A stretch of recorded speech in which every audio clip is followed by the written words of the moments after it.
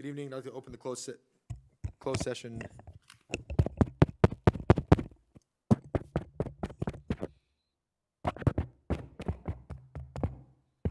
There we go. All right. Good evening. I'd like to open the closed session of the Yucaipa City Council for Monday, June 12th, 2023. It is 5:30 p.m. And I would ask that the city clerk please call roll. Councilmember Garner. Here. Councilmember Thorpe. Here. Councilmember Venable. Here. Mayor Pro Tem Duncan. Here. Mayor Beaver. Here. All present. Thank you, ma'am. Public comment for the closed session? We have no comments. Thank you. At this time, we will move into closed session, and time is still 5:30.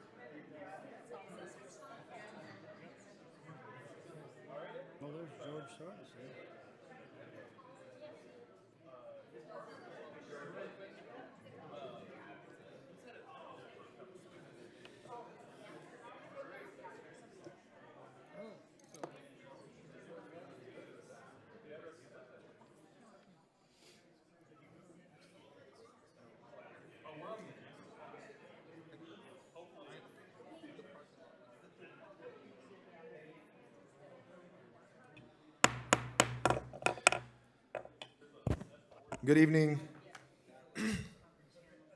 Good evening, ladies and gentlemen. I'd like to open the regular City Council Successor and Housing Authority meeting of June 12th, 2023. The time is 6 p.m. And I would ask that Captain Walker please introduce Explorer Ryland Fernandez to lead us in the Pledge of Allegiance.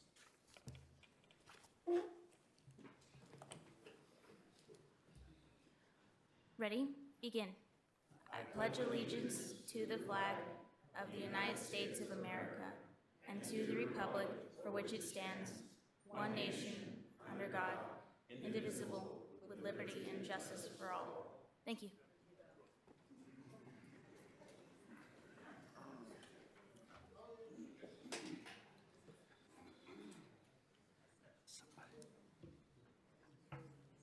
Madam City Clerk, will you please call roll?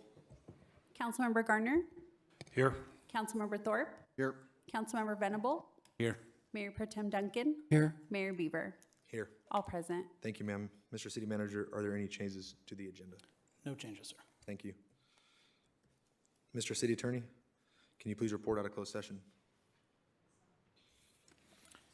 Yes, Mayor. On the item A under the closed session agenda, the City Council gave direction to deny the claim by a vote of 5-0. Thank you. Would you like me to note what the claim was for? Or no? Yeah, let's go ahead and say what the claim is for. So this is for bodily injury sustained while using the handicapped swing at 7th Street Park. Apparently, individuals have a habit of using it incorrectly and damaging it pretty repeatedly. It seems like it's something that the City Council's dealt with before. Thank you, Mayor. Thank you, sir. In order to allow for a more orderly public meeting and in keeping with state and local law, the public meetings of the City of Yucaipa Council will be conducted with order and civility in mind. Any person who disrupts, disturbs, or breaks up this meeting will be asked to leave. Under Section 4.4 of 2021-12 regarding the rules of procedure for City Council meetings, disrupting the meeting includes speaking out of turn, stamping feet, whistles, yells, and similar demonstrations such as clapping. This is a public meeting that will be conducted with civility and decorum, not a sporting event where each side of an issue tries to be louder than the other. Public comment will be limited to 3 minutes and will be strictly adhered to. After consulting with city staff, I've confirmed that Section 5.4 of the rules prohibit sharing of or ceding of time. All persons coming before this council will be treated fairly and with respect by the council members and by you, the persons in the gallery. Moreover, this council will be treated fairly and with respect. No heckling, yelling out, or interrupting will be tolerated. This will serve as the warning. And we move now on to public comment.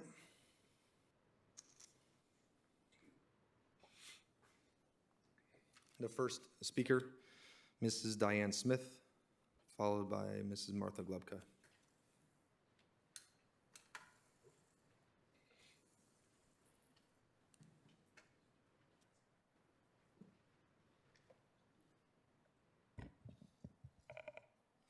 Diane Smith, District 5.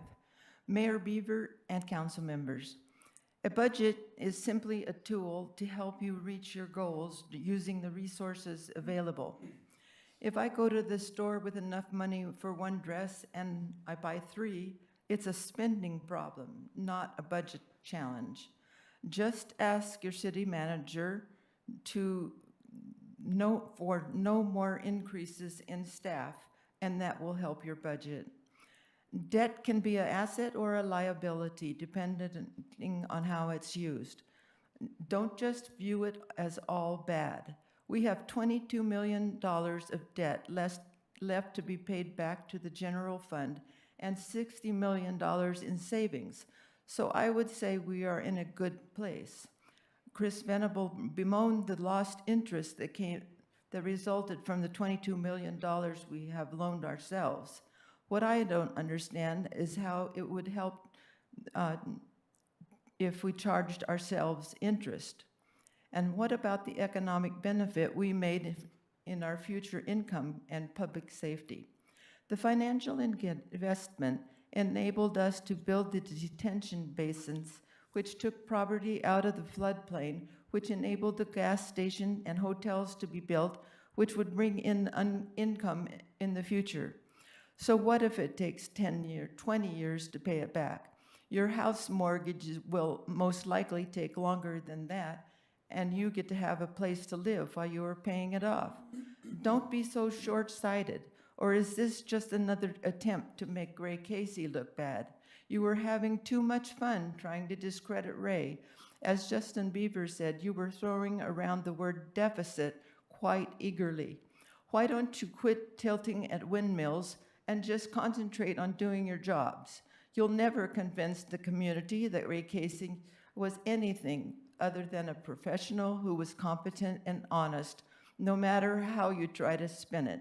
You and your city manager created the budget imbalances with your reckless spending on increased city staff and the unnecessary money you spent to raise contract. And now you're wasting more of our money fighting the recall. We don't have a budget challenge, as Chris Mann labeled it. We have a council that won't admit their inability to govern, and a city manager who wanted a public relations officer who writes press releases trying to sell Chris Mann to a community that is not impressed. If you are going to emulate someone, try being like Ray Casey instead of Don Quixote. Thank you, Mrs. Martha Glubka, followed by Ms. Holly Grimm.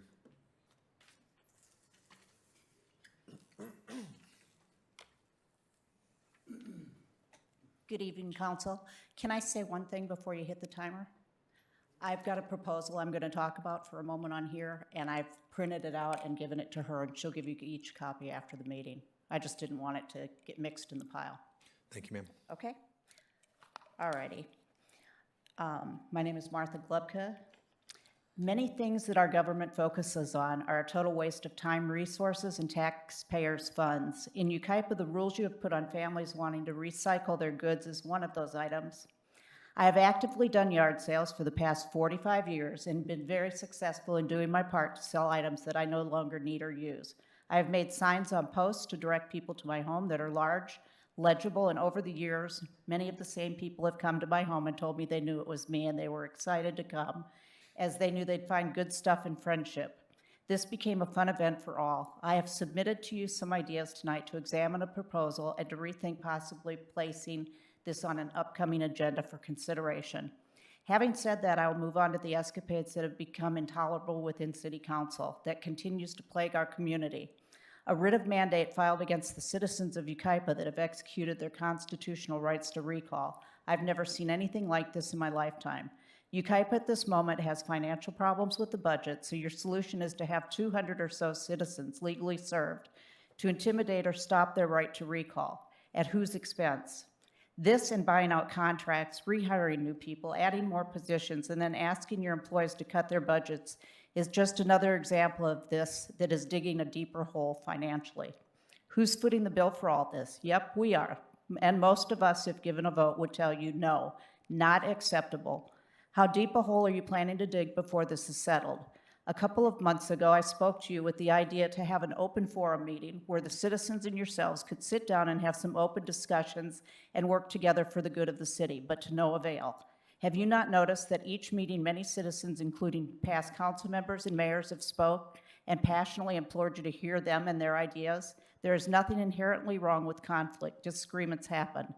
But the way we resolve our conflicts is extremely important. Conflict can become a catalyst to greater understanding, or it can bring anger, bitterness, and broken relationships.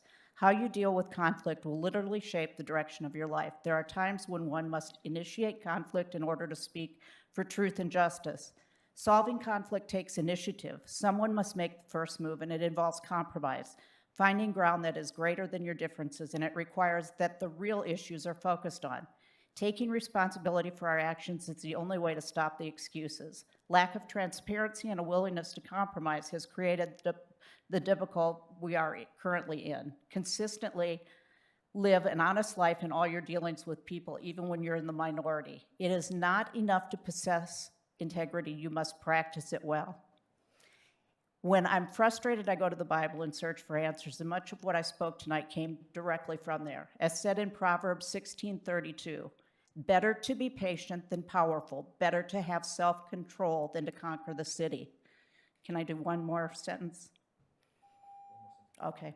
And the other one is Proverbs as well. Fools think their own way is right, but the wise listen to others. I pray that you've all learned something tonight Thank you, ma'am. and look behind you. In God we trust. Mrs. Holly Grimm, followed by Dr. Hanson Wong.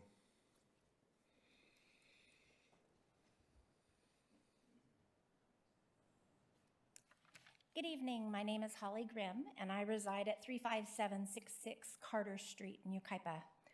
My original thought in coming tonight was to attend, watch, and listen. It was after listening to my pastor's message on Sunday that I felt led to speak out tonight. I did not sign the recall petition, and as a rule, I don't support recall efforts as they are fiscally imprudent. Side note, I did make an exception to this twice by signing the recall petitions for Newsom, and we all know how that turned out. My concern with this recall is the response being made by the city in starting a lawsuit against each of the citizens that signed the recall.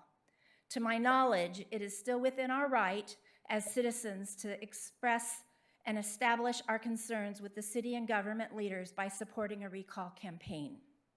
I, for one, appreciate that we have concerned citizens that will become involved and speak out when things don't smell right. I laud their efforts in launching this recall as a way of showing their concern with the recent actions of this council.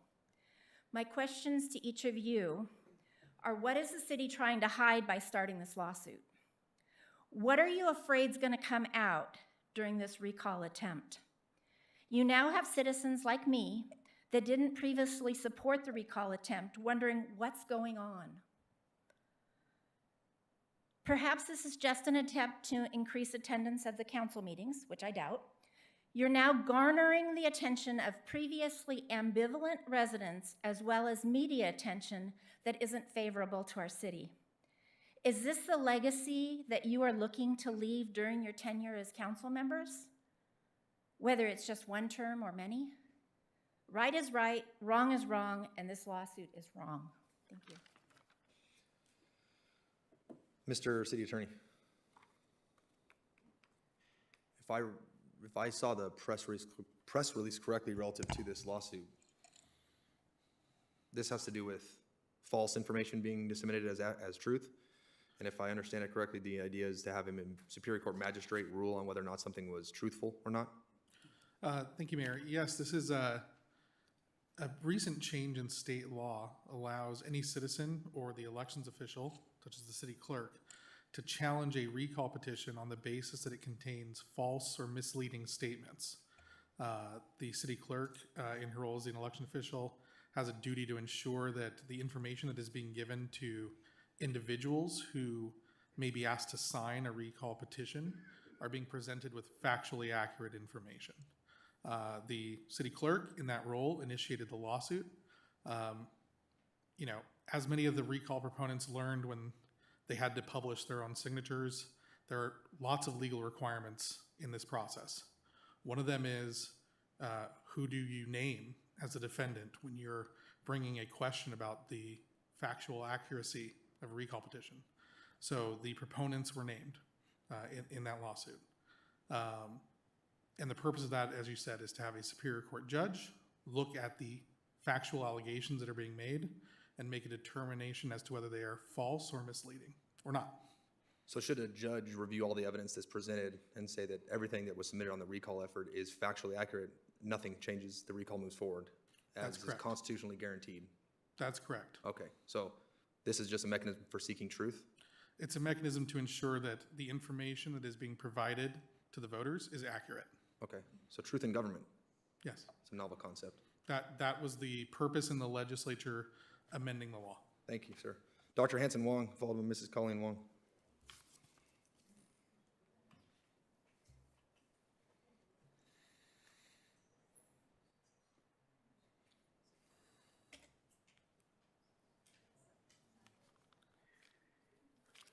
Hanson Wong, 35150 Court Street, Yucaipa, California. Okay, I give up. My wife said I was too obtuse the last time I talked to you guys, too vague, so you guys didn't know what I was talking about. So I guess I'll have to be a little more blunt today. First of all, this is my perceived opinion. Our enhancement specialist on the Serrano project, after seeing the opposition to what he wanted, threatened the city council and the city that he was going to build twice as many residents if you didn't do what he said. So instead of having a compromise, a talk, a work to see what would work out so that it's in the best interest of the community and in the safety of the residents, current and future, we gave in. And then on a Second Street project, it was brought back because he accused us of certain things that might or might not have been there. In my perception, it was negligible. I've never seen him to be afraid of a large crowd that opposed him. It's his job. He wants to make money, and I applaud him for that. On the other hand, to bring it back without a reasonable reason to me just didn't seem right. But again, I'll let that go. What really bothered me was during this time that he had the general plan, the code, the enhancements for his place so that he could increase the residents to a certain point. In addition, though, he had the city council change the code just so that he can even increase it more without giving the city or the residents additional landscaping, parks, whatever. There was no compromise at all, and he didn't give a reason why he needed those buildings except, well, maybe we needed affordable, which was only 10%. That's not going to cover the students or the other people that need it. And, oh, we need the housing because of the state, because of the city, whatever. That could be true, but you need the reasons. You need to push back a bit. And for you to say, let's vote on it, and for three people to vote on it and say yes without any pushback makes me have the perception that maybe you planned it ahead of time. And I hope not. So thank you for your time. And remember, it's not all or none. There is some negotiation and in between, whether it's for the city council or the planning commission or the city planner to do, and we need to look into that, please. Thank you. Thank you, sir. Mrs. Colleen Wong, followed by Mr. Lloyd Rexted.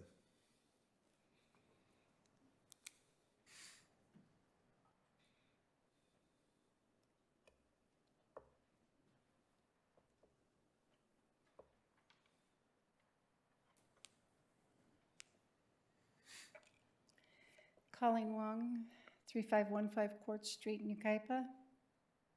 If we don't talk about the elephant in this room, then what should we talk about? This lawsuit is an attempt to intimidate, not a seeking of truth. Finances and what this council has chosen to spend time and money on this year are at issue. You have, for all intents, been headed in one direction. You began by clearing out what you saw as impediments. People that opposed you were removed. How much it cost and continues to cost this city doesn't seem to matter. You replaced an honorable man with one without morals or a steady compass. Do you have a compass? Because it doesn't look that way to this citizen. I don't like what you're going and doing to this city, not on North Bench or elsewhere. High-density housing throughout is not what our general plan calls for, especially where it's not zoned. Just because a builder wants to make more money by building more does not mean that you should allow it, nor Mr. Matlock are you supposed to help builders skirt the laws. You're supposed to tell them what the city wants and requires, period. Do your job, please. Back to honor and morals. In the true spirit of man communications, you all filed a suit against every person, me included, that signed a recall notice. Oh, wait, excuse me. You had your city clerk file a suit against every single recall signer. Of course, since the city and not Ms. Salasuda is paying for the law firm involved, it is the city that's filing the lawsuit, not your clerk, because you are paying for it. How does this broke city justify spending money to serve all those recall signers? There was 200 of them. Spending money for this is against the law, and even if it wasn't, it's morally wrong. Your myth versus fact shouldn't be on the city webpage either. Those things are campaign involved. These things are designed to keep you in power. Perhaps if you were truly representing the citizens of this city, you wouldn't have to bother. And if you hadn't hired someone who has a record of poor ethics, you wouldn't have faced such an uproar. But you did, and now you are following the advice that leads directly to breaking the law and outright corruption. Or that is what it looks like to this citizen. I encourage every person listening or here to sign the recall. You haven't been allowed yet, but whenever they quit trying to stop it from going forward, please do sign it. We have a constitutional right to try to recall officials who we feel are corrupt or not representing the people of this city. I think the three of you that we are trying to recall are corrupt, and I definitely don't think you're representing the citizens. Thank you. Mr. Lloyd Rexdad, followed by Mrs. Kathy Sellers.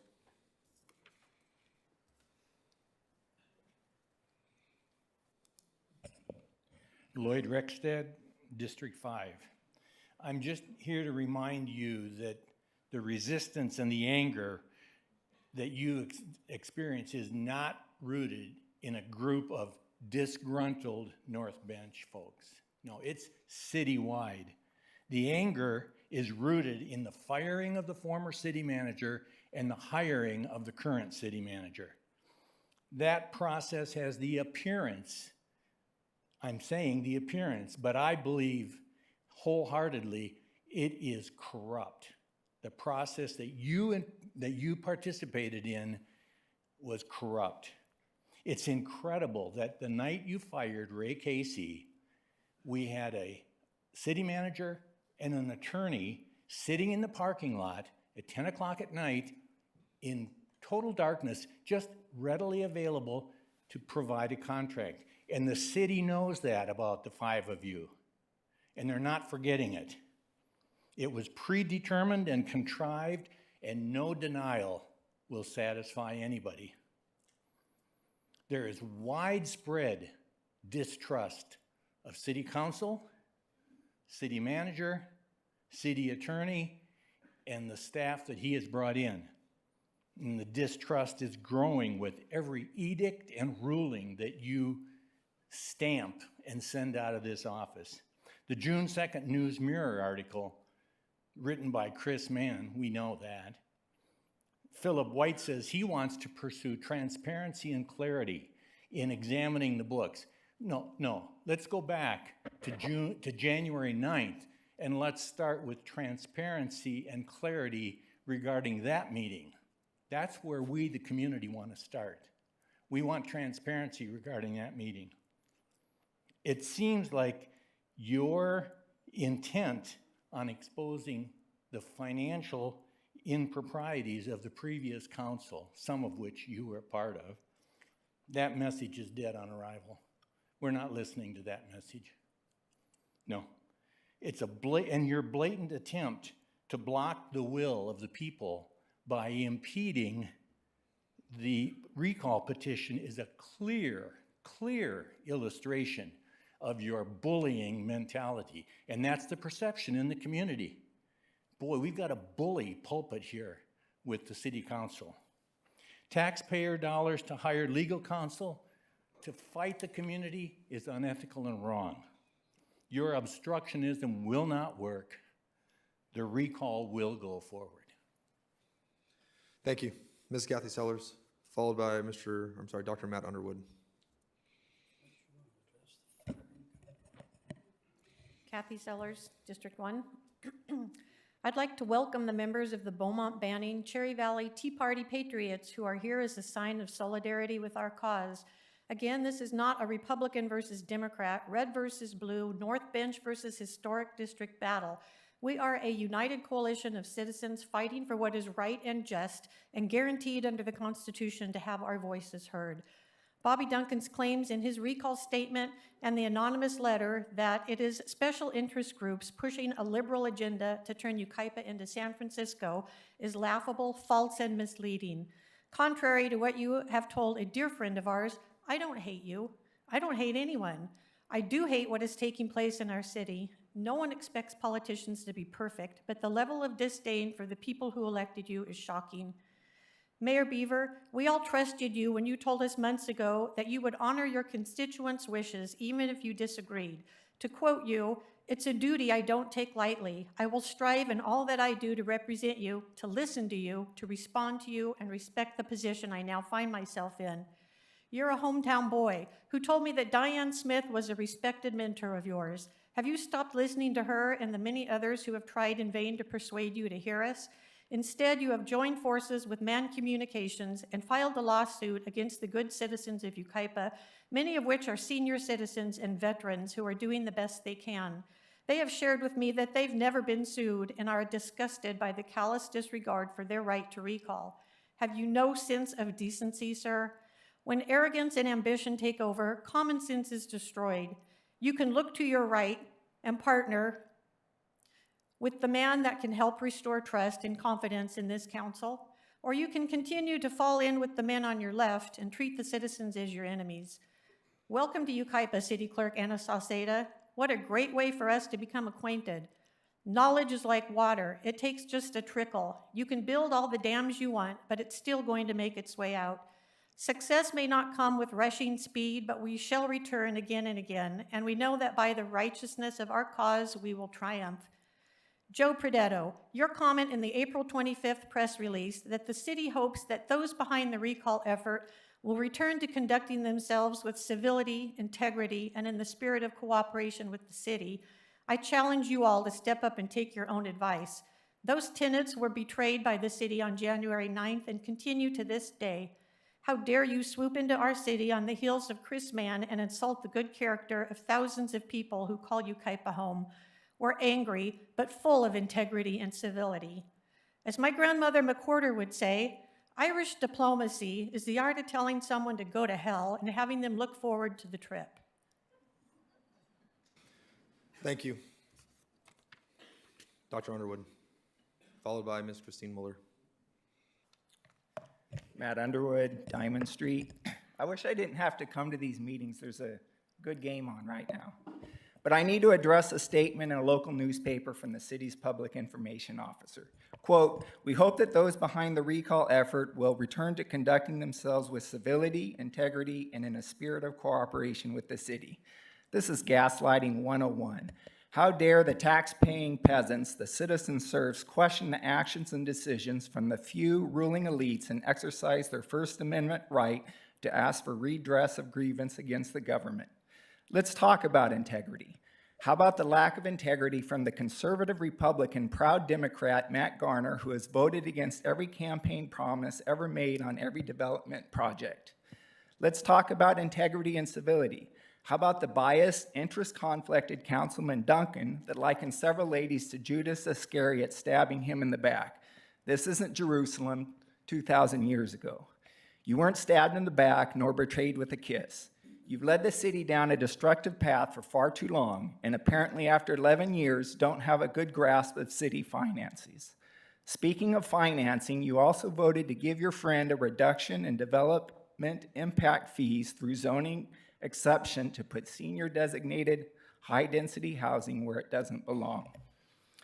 Does civility also pertain to the person or persons connected to the city who sent anonymous, threatening intimidation letters full of blah, blah, blah to recall petitioners? Would civility include the actual city in a city truck taking yard signs without even talking to the homeowner first? Does the city also include the city clerk spending money on outside counsel to sue its own citizens? Did she use her own money, or did the city approve the use of taxpayer money? A first ever action only allowable by new rules in Newsom's supermajority California. The petitioners didn't pick a fight and take us down this road. All along, the citizens have only really asked for is legitimate explanation for Jan 9. What was the reason, why it was done that way, and when was it planned? We've only got hubris and blah, blah, blah. The only explanation ever given was crime, and we have 1 month to go on that self-declared 6-month measuring stick. Returning to the original quote from the city, I would counter with, we hope that the city elites will return to conducting themselves with civility, integrity, transparency, to listen to their residents, and understand the right to ask tough questions, protest, and petition for redress of grievances is still a fundamental constitutional right of the citizenry. Someone from the city stand up and lead. Leadership over gaslighting, listening over dismissing, transparency over secrecy, integrity over disgrace, unity over division. Thank you. Mrs. Christine Muller, followed by Mr. David Ibarra. Hi, Christine Moeller, Chapman Heights. I just have four things to talk about. There's no way that I'm going to be more eloquent than some of the former speakers. I want to just bring to your attention that I attended the Planning Commission meeting last Wednesday. And I think it's kind of interesting because this is the agenda here. And there are 8 items on the agenda. And you would be shocked to note how many minor or major variances, general plan amendments, adopt negative declaration, development code amendments. I mean, this is a very conservative city. And you know, we do things really slowly and we don't do things just because. There's also a thing on the Planning Commission about the La Quinta sign. And this is just an example. So the La Quinta put up 2 signs. One of them was much larger than it should have been. Well, it's already up. So they came to the Planning Commission and asked for forgiveness and to approve the larger sign. There's 2 signs. One was 200 square feet and the other one was 360. Well, 200 was approved. So on this agenda here, it says that the city recommends that you approve it and then do a code or a general plan amendment change that would approve larger signs. And I just want you to tell you that I feel like a company like La Quinta has absolutely no respect for the city if they do something like that and then come to us and ask us for approval, which sets a precedence. I felt like sitting in there, the throttle was wide open to building. And I don't agree with that at all. I think that the rhetoric from the city should be more conservative, just like it's always been. The second thing I want to mention is what Colleen mentioned about the myth and fact. That's not what we want on the front page. When somebody comes and Googles us or looks at the city's front page, the last thing that we want to see is this. I'm not proud of it. I don't think you're proud of it. Nobody's comfortable with all these things. It misrepresents what we're really all about. Yucaipa is all about fellowship and families. I want to address the embezzlement because there's been too many innuendos and misleading facts. The arrest was in November of 2019. Martha Avalos, she wasn't a code enforcement officer. She collected fines. She cashed those checks at Wells Fargo. She did not have signing authorization. So the insurance company covered our losses because Wells Fargo had to be compensated.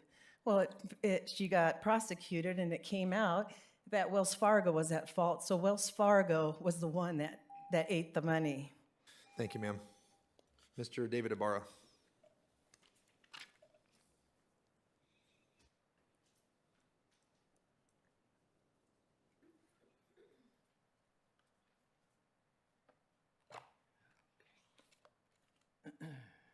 I'll put this here so the camera can see that.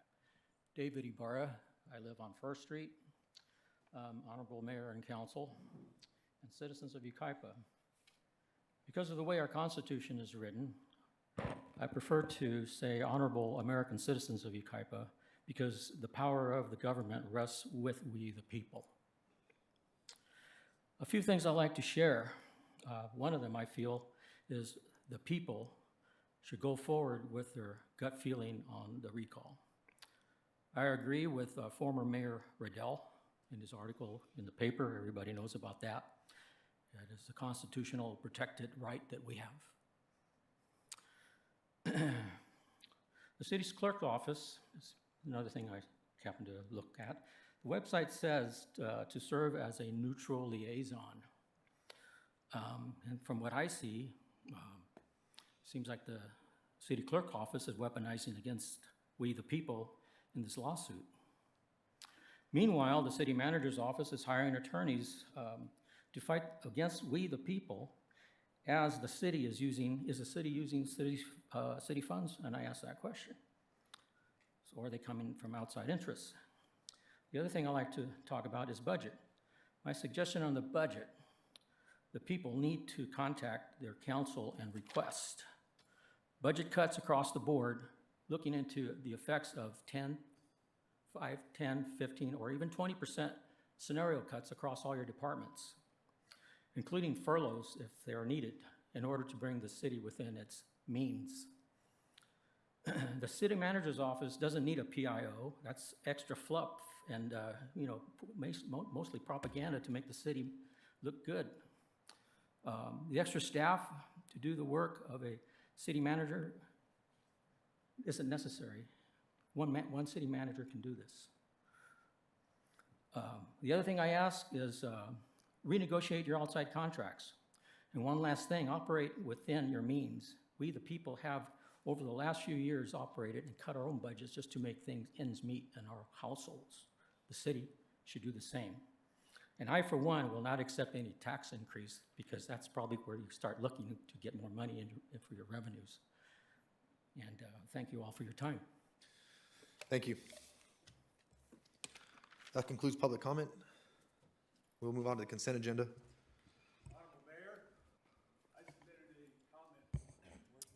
Mayor, I have George Sardison, Amy Simmons, and Glenn Stoll as public comment cards. Well, I'm so sorry I didn't bring these to you. Okay, give me 1 minute, folks. Thank you. Mr. Stoll, we'll start with you, followed by Ms. Amy Simmons, and lastly, Mr. George Sardison. Yes, my name's Glenn Stahl, and I've been a resident for over 50 years in the Inland Empire. I'm a member of the Unite IE coalition of 20-plus conservative groups, all the way from Corona, San Bernardino to Palm Desert. And I'm also a president of the Banning Beaumont Cherry Valley Tea Party, and we just formed a new group, the San Gorgonio Pass Republican Assembly. The number of assemblies have doubled in the last year throughout California. And it's a group that's based on Judeo-Christian principles, and they've been around since Ronald Reagan. And we're starting out in our area. We have members, founding members of that organization that live in Yucaipa. And they requested that I come over and give them my support. And we did agree we'd try to help them support their actions financially if we can, our members, and also our groups. I want to remind all of you of the First Amendment to the Constitution. It has 5 big powers in it that belong to the people. And one of them is to petition the government, and that includes recalls. And it appears to me with filing a lawsuit using attorneys from Los Angeles is voter intimidation. Even what the state legislature have done, and it's being run by progressive Marxist leftists right now, passed a law recently changing the recall, and they did it for the express purpose that because there's an awakening happening in the United States. In 2019, a biological war was started in the United States, and we were attacked with COVID-19. And I think the purpose of that was a pushback to the 2016 election. They wanted to defeat and win in 2020. They did. But I want to tell you, that was a Pyrrhic victory, and the progressive Marxist left in this country are going to pay for that defeat of the President of the United States, Donald J. Trump. And if you don't know what that means, look the word up. I just want to say that I know Mr. Duncan personally. I think he's a good man. I actually requested and talked to him years ago, and you should remember this. Mr. Duncan, if you don't like what's going in Yucaipa, you should get yourself and some other gentleman run for city council and make some changes, things you like. Thank you, sir. So remember that, Bob. Mrs. Amy Simmons, followed by Mr. George Sardison.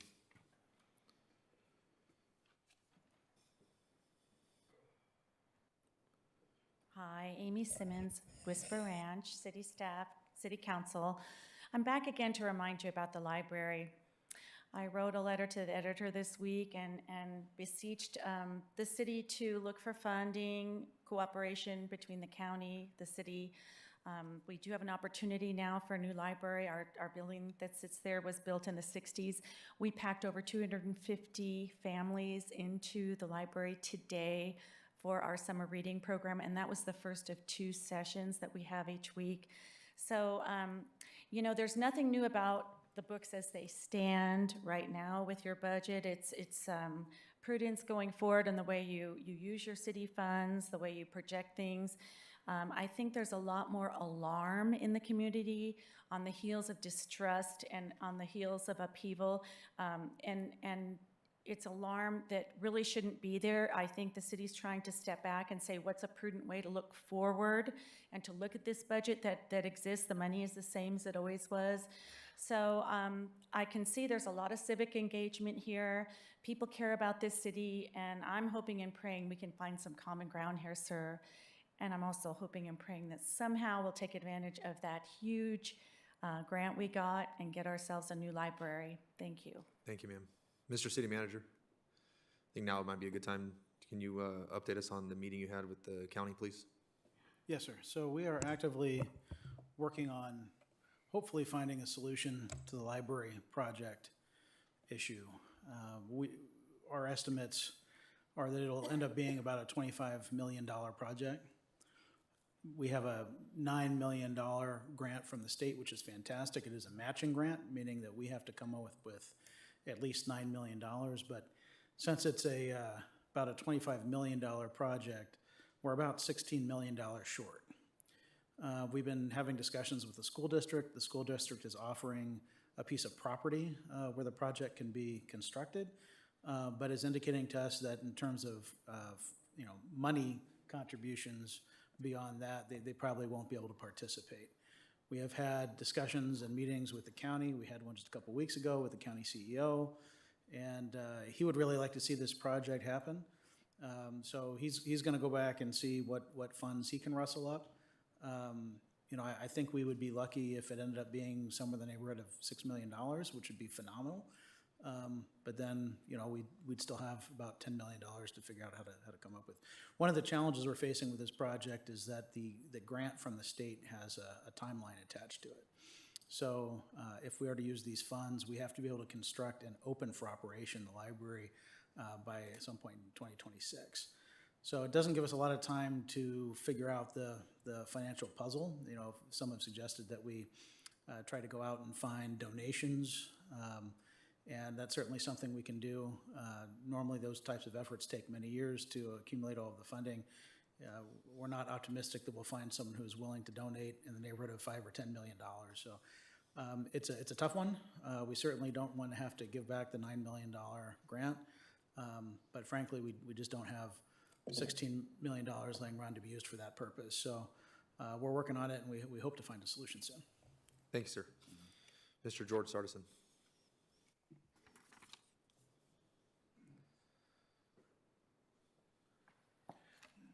George Sardison, 12451 Custer Street in Council District Number 4.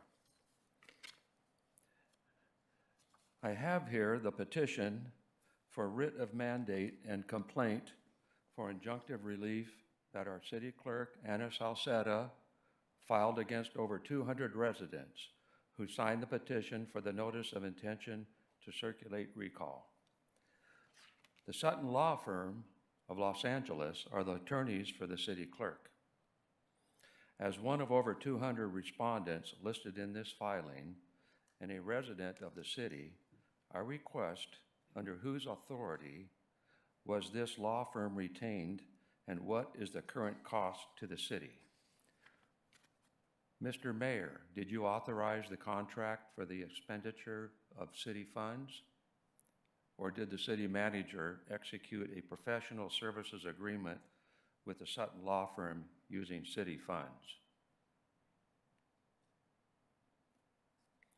If you or the city manager are unable or unwilling to provide an answer tonight, then I will request a copy of the warrant register that will show this item under the request for public records information.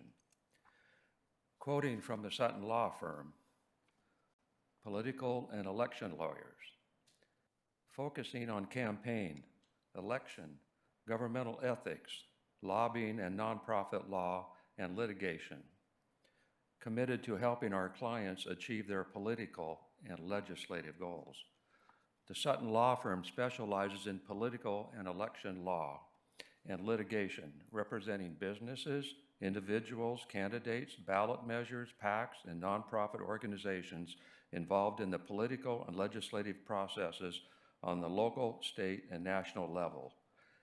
This firm seeks to help its clients achieve their political and legislative goals while avoiding legal pitfalls. I note that nowhere does it mention representing cities or its employees.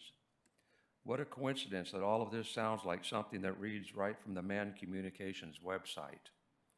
And then we have Public Information Officer Predetto, another Chris Mann bring-along, inserting himself and the city into the political arena with this myth versus facts posting on the city website. What other cities do this? It's shameful and possibly illegal that it appears the city's treasury is being used against its own citizens in this matter, instead of the three of you council members that are the subjects of recall footing the bill for your own defense. This whole thing looks like a big misuse of public funds. So much about the talk about transparency from the mayor's seat. The date of January 9th continues to be remembered as a day of shame and disgrace. Mr. for Sardison, I'm Yucaipa. confident you can hear me speaking. Thank you. I appreciate that. Your 3 minutes has expired. Moving on to consent agenda. Is there any member of the council that'd like to remove something from the consent agenda? Hearing none, is there a motion to approve? I'll make a motion. We have a first from Councilman Venable and a second from Mayor Pro Tem Duncan. Any further discussion? All those in favor? Aye. Any opposed? Motion carries. Mayor and council member business report. Is there any member of the council that has any business to report? No. I'm confused. It appears as though I should not, let me answer your question, Mr. Sardison. I did not authorize the expenditure for this lawsuit. I was made aware of it when a press release was sent out. I didn't authorize it. But it would appear as though the sentiment of the citizens of Yucaipa are, we're gonna drag your name through the mud with lies, and we want you to sit there and enjoy it. Ask for seconds even. I have no problem supporting your recall efforts. That is your constitutional right. But who told you you can lie about me? Who told you you can spread lies about me? That's against the law. It's a violation of the California Penal Code. It's a civil violation as well. You cannot lie about me in 5 bullet points and disseminate amongst the community and try to slander my name. So, by all means, submit factually accurate bullet points on the petition, and I will stand idly by and let the recall take place. I won't try to bat an eye at it. But how dare you try to lie about me in order to get me recalled? Man. And then we have people coming up here and quoting Christo-Judeo values and saying that I should be involved with that when people are lying about me. And I'm not speaking for other two men on this dais. But every single bullet point I will produce evidence to a Superior Court magistrate that they are lies. It's also misdemeanor to submit false information on a petition. By all means, tell the truth. If I lie in my professional career, I am fired. Because who wants a dishonest cop? But somehow people think that, no, it's all right, we can lie about this to get our way. If I did something so bad and so egregious, it shouldn't be hard for you to produce the evidence that I did something so bad. Recall me on truth, and I will support it. Item number 9, appointment to the Health Yucaipa Committee. Ms. Megan Wolf.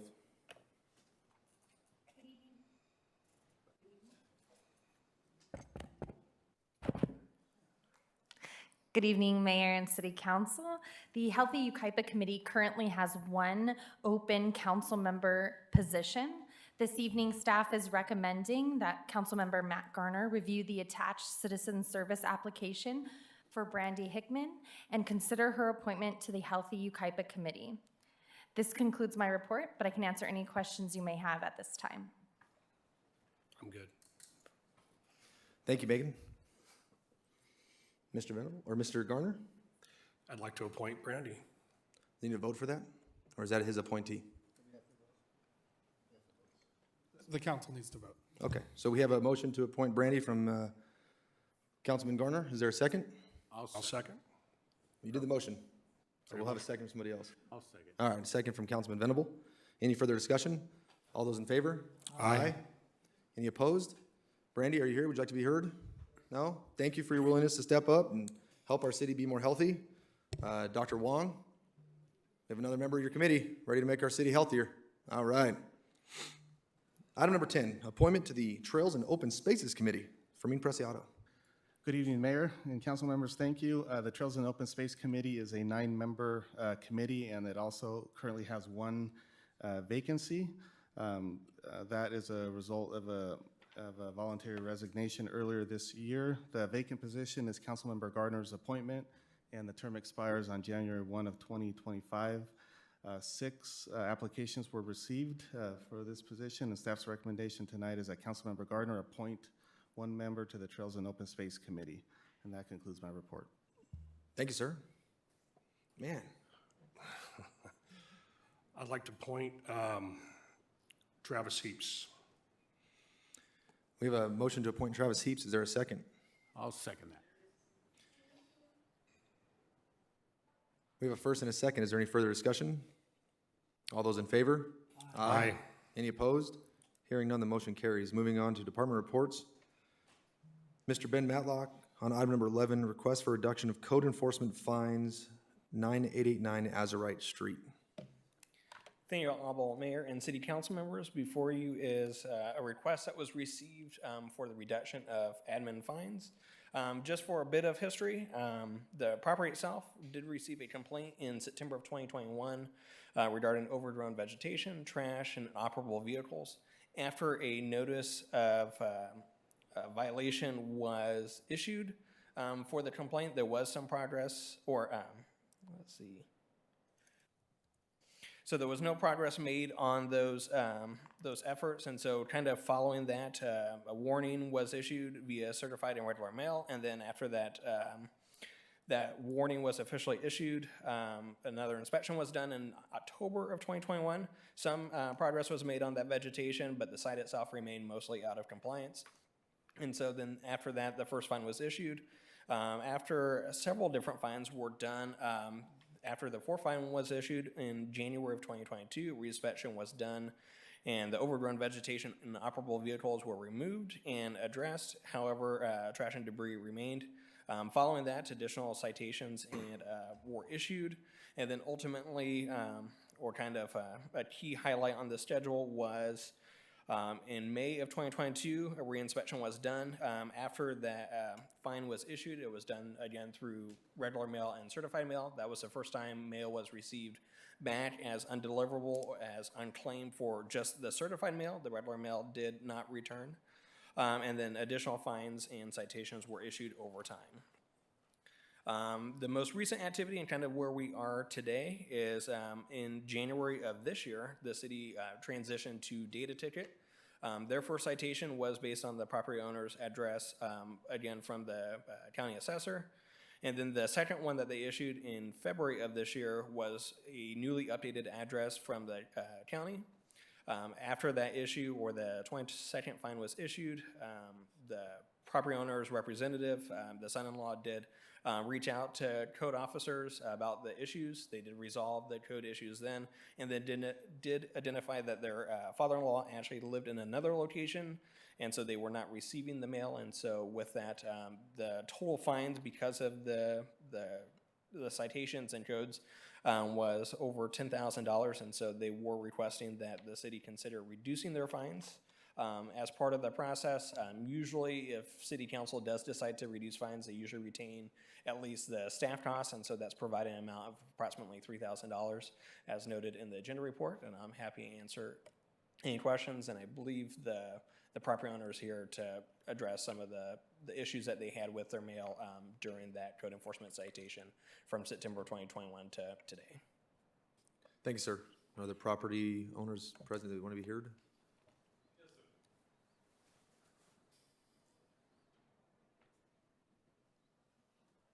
Sir. This is my father-in-law, Alonzo. I'm Bill Evans. I'm also a resident here. You just use the microphone, sir.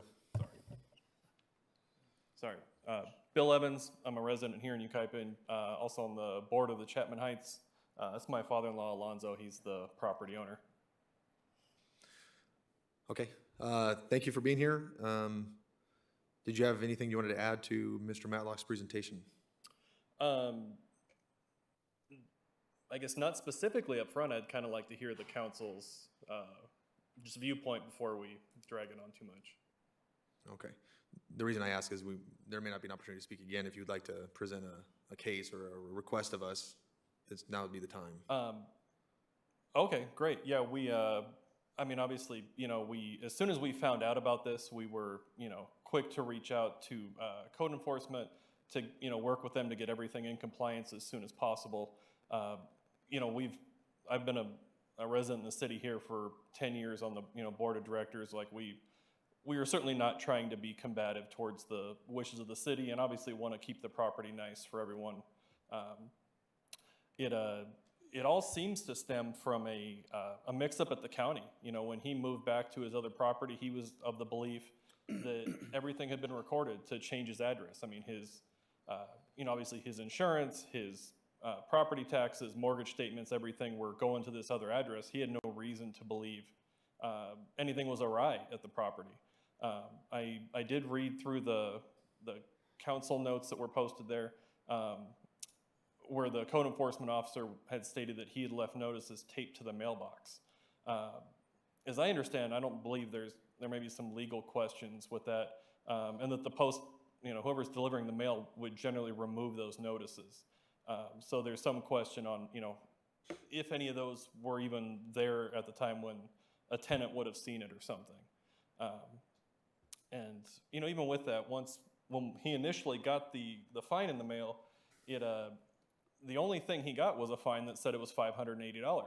And so once we got the property in compliance and thought everything was done, he just paid it. He said, well, my apologies, and here we are. It wasn't until after that was paid and everything was completely clarified that he then got another letter illustrating, not with a full ledger or anything, just a letter saying, hey, you owe us 10 grand. That seemed a little disingenuous. Okay. Okay. Thank you, gentlemen. Thank you. Thank you. Mr. Matlock, quick follow-up question. I just want to confirm for the record, the property is in compliance with our code at this time. That is correct. Okay. So after the second data ticket notice was sent to the new address when they responded, then they did resolve those code cases, and so the case itself is closed, absent the outstanding fines for both the city and data ticket as well. Okay. Did they get the notices? I mean, was there a mix-up in the county recorder as to where the notices would have been sent? I read the report, and it seems like that the notices didn't get to the person that's responsible for the property. Is that fact or fiction? So in terms of whether or not it received to the owner, I actually don't know. Normally, if it's undeliverable, it will be returned to us, saying unable to forward or something like that. And so none of those conditions ever occurred with the regular mail. As I noticed after the fifth fine, the certified mail, where they also have to physically sign that became referred to as unclaimed. And that does happen if people don't choose to sign the certified mail, then it just doesn't get signed. But the regular mail never was returned to us. When Data took over the code citation processing for the fines, they also pull from the county assessor's database. So their first citation that they did went to the property address, which was what we had on file, and then when they did the second version of their notice is when the address was noted as updated, and then sent it to the address that the property owner currently resides at. So, And Mayor, may I address that issue as well? Please. Actual notice is not required under our code or under the law. One of the biggest issues we'll have in code enforcement, and I'm not saying it's necessarily the case here, but one of the biggest issues we have in code enforcement is absentee landlords. So we have a process where we are required to provide notice in certain ways which are measured to ensure that a reasonably diligent property owner would receive notice. So a reasonably diligent property owner would ensure that the records at the county are up to date so that they are getting notice. They would be checking their property regularly to see if there are code violations, if notices have come in, checking with their tenant, things like that.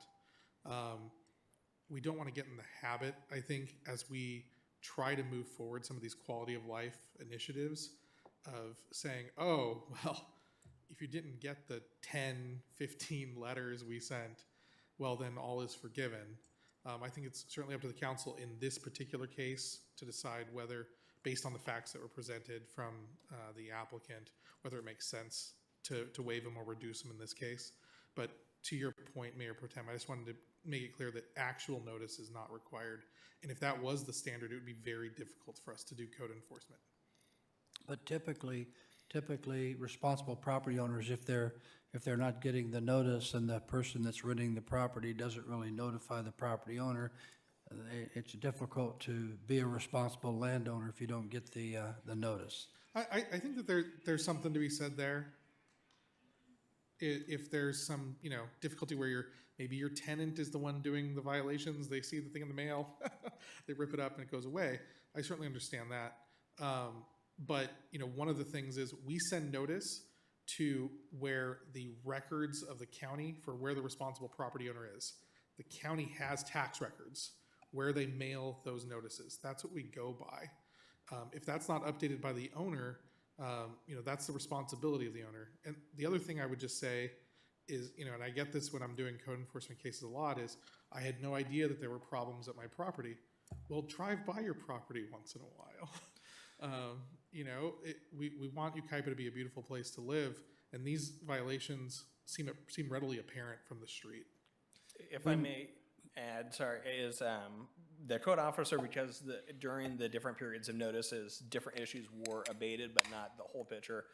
They did presume that the owner was also receiving the notices because there was progress made. It wasn't the whole picture, and we weren't receiving the mail bad. So, Do we know if the property taxes are current based on the fact that the property taxes were being mailed to the same address the code violations were being mailed to?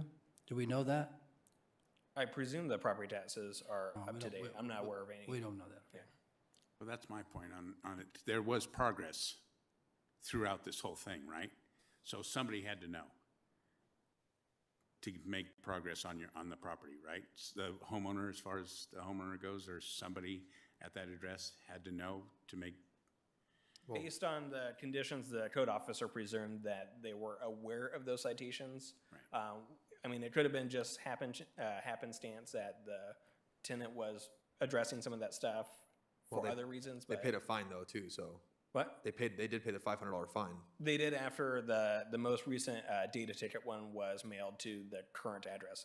Part of the data ticket we have seen as well, because it leverages where it will go to collections if it's unpaid.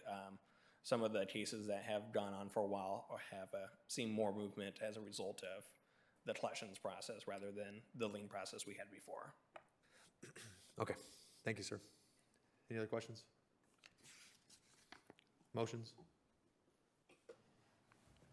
I think after listening to everybody, I'm okay with bringing it down to the actual cost for staff, that $3,000 and whatever change is, but I don't think I want to wipe the whole thing away.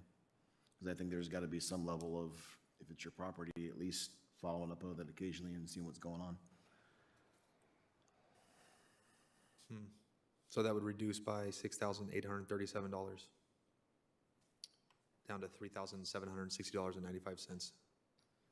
I think if we're going to reduce it, that would be the lowest. I don't think I'm going to go, I don't want to wipe the whole thing out. Personally. The only thing I'm vexed with is at some point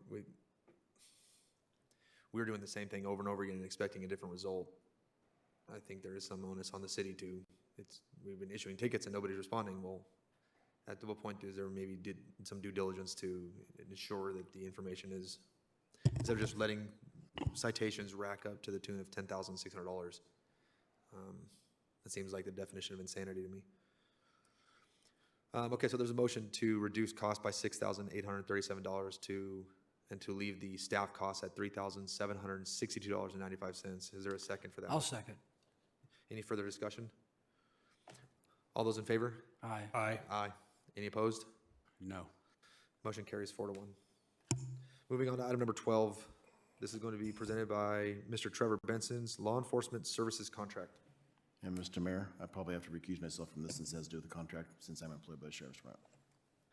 Thank you, sir. We will wait for Councilman Thorpe to recuse himself.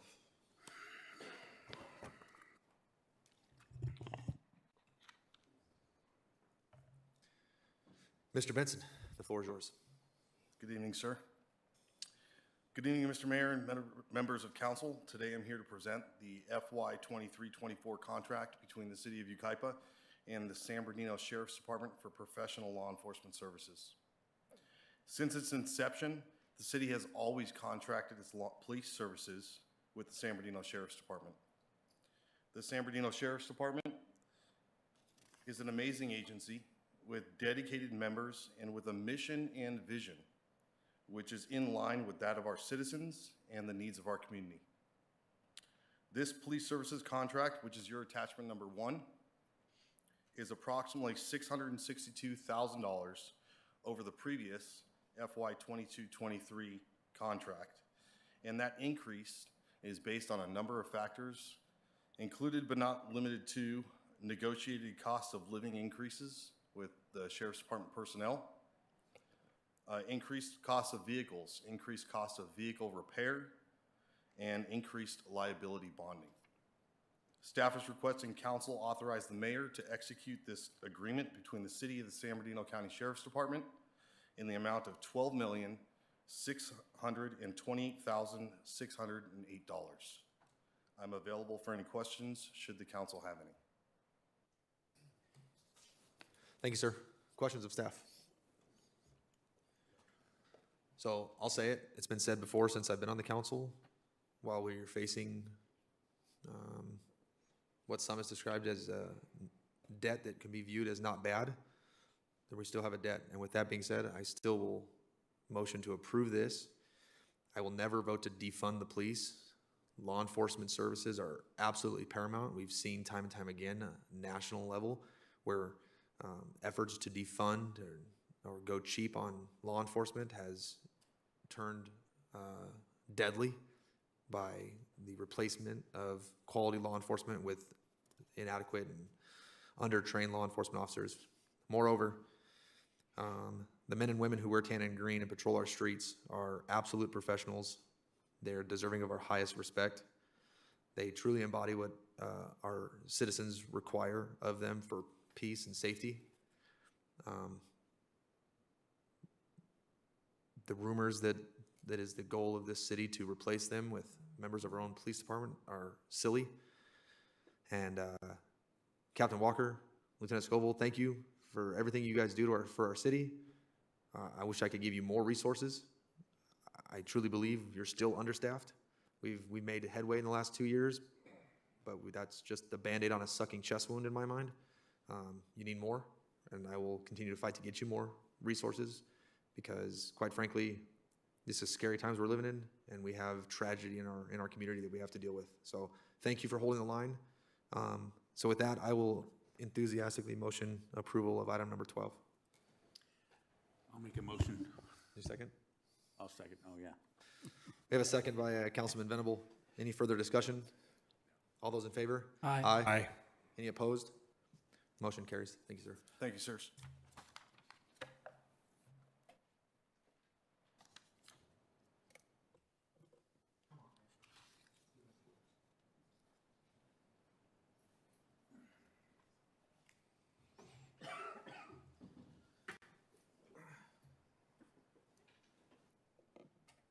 Mr. Philip White, can you please present item number 13, fiscal year 2023-2024 annual budget capital improvement program and other related actions.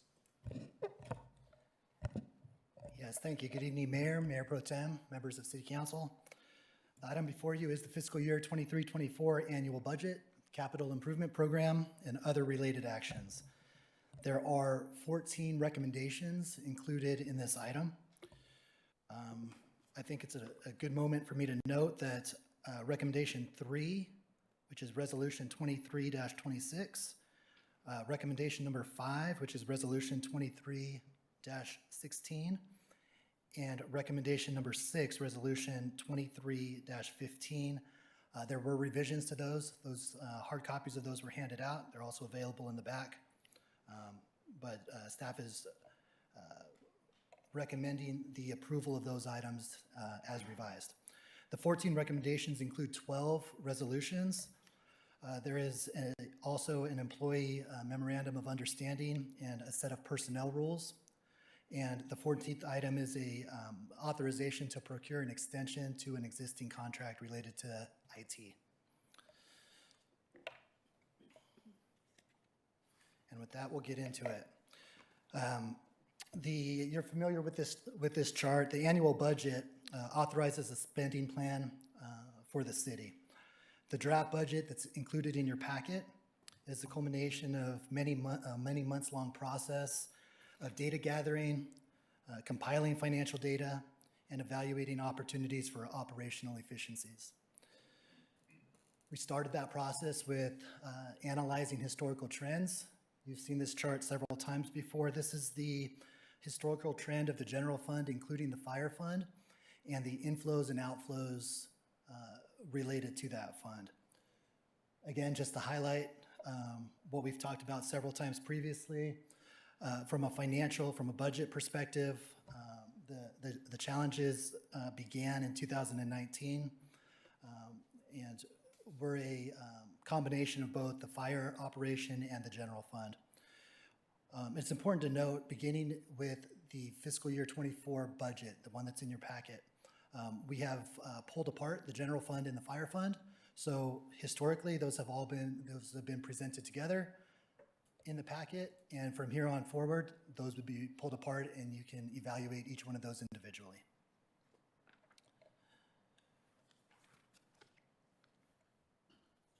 As we went through the draft budget, one of the first things we did was to get City Council's strategic goals. We got those early in the process. These are the goals that you approved several months ago. Each of these items has been incorporated into the draft budget document that you have in your packet. Most of these are added to the costs associated in the budget, but not all of them.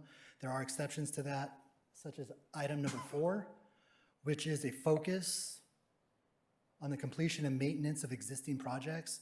And so as we went through this process, we strive to minimize the new ask for capital projects and tried to minimize the new spending associated with those and focus instead on completing the items that have been previously approved. So included in that packet are related to capital. There are new requests, but those requests, as a general rule, have been minimized to the amounts necessary to incorporate match requirements and things of that nature associated with those projects. Our process for coming up with the budget, we accumulated data, we reviewed our financial and budget policies. Once we had the first round of data, we went back to staff to say, is there anything that you can cut? We went what we called low-hanging items, anything that's there that would be nice, but that would not impact operations if we didn't have those things in the budget. We also went through a process of 10% and 20% cuts to the budgets and what the impact to operations would be. As we evaluated all of the information that was brought back, we went through the process of saying, we can cut these out of the budget without impacting the operational efficiencies. Then we scheduled a council workshop and presented to you the first draft of the budget, the first amounts put to paper, And we asked for additional direction from you to move ahead with the budget. We made those subsequent changes, whittled away as best as we could, and the item before you includes the finished product of that exercise.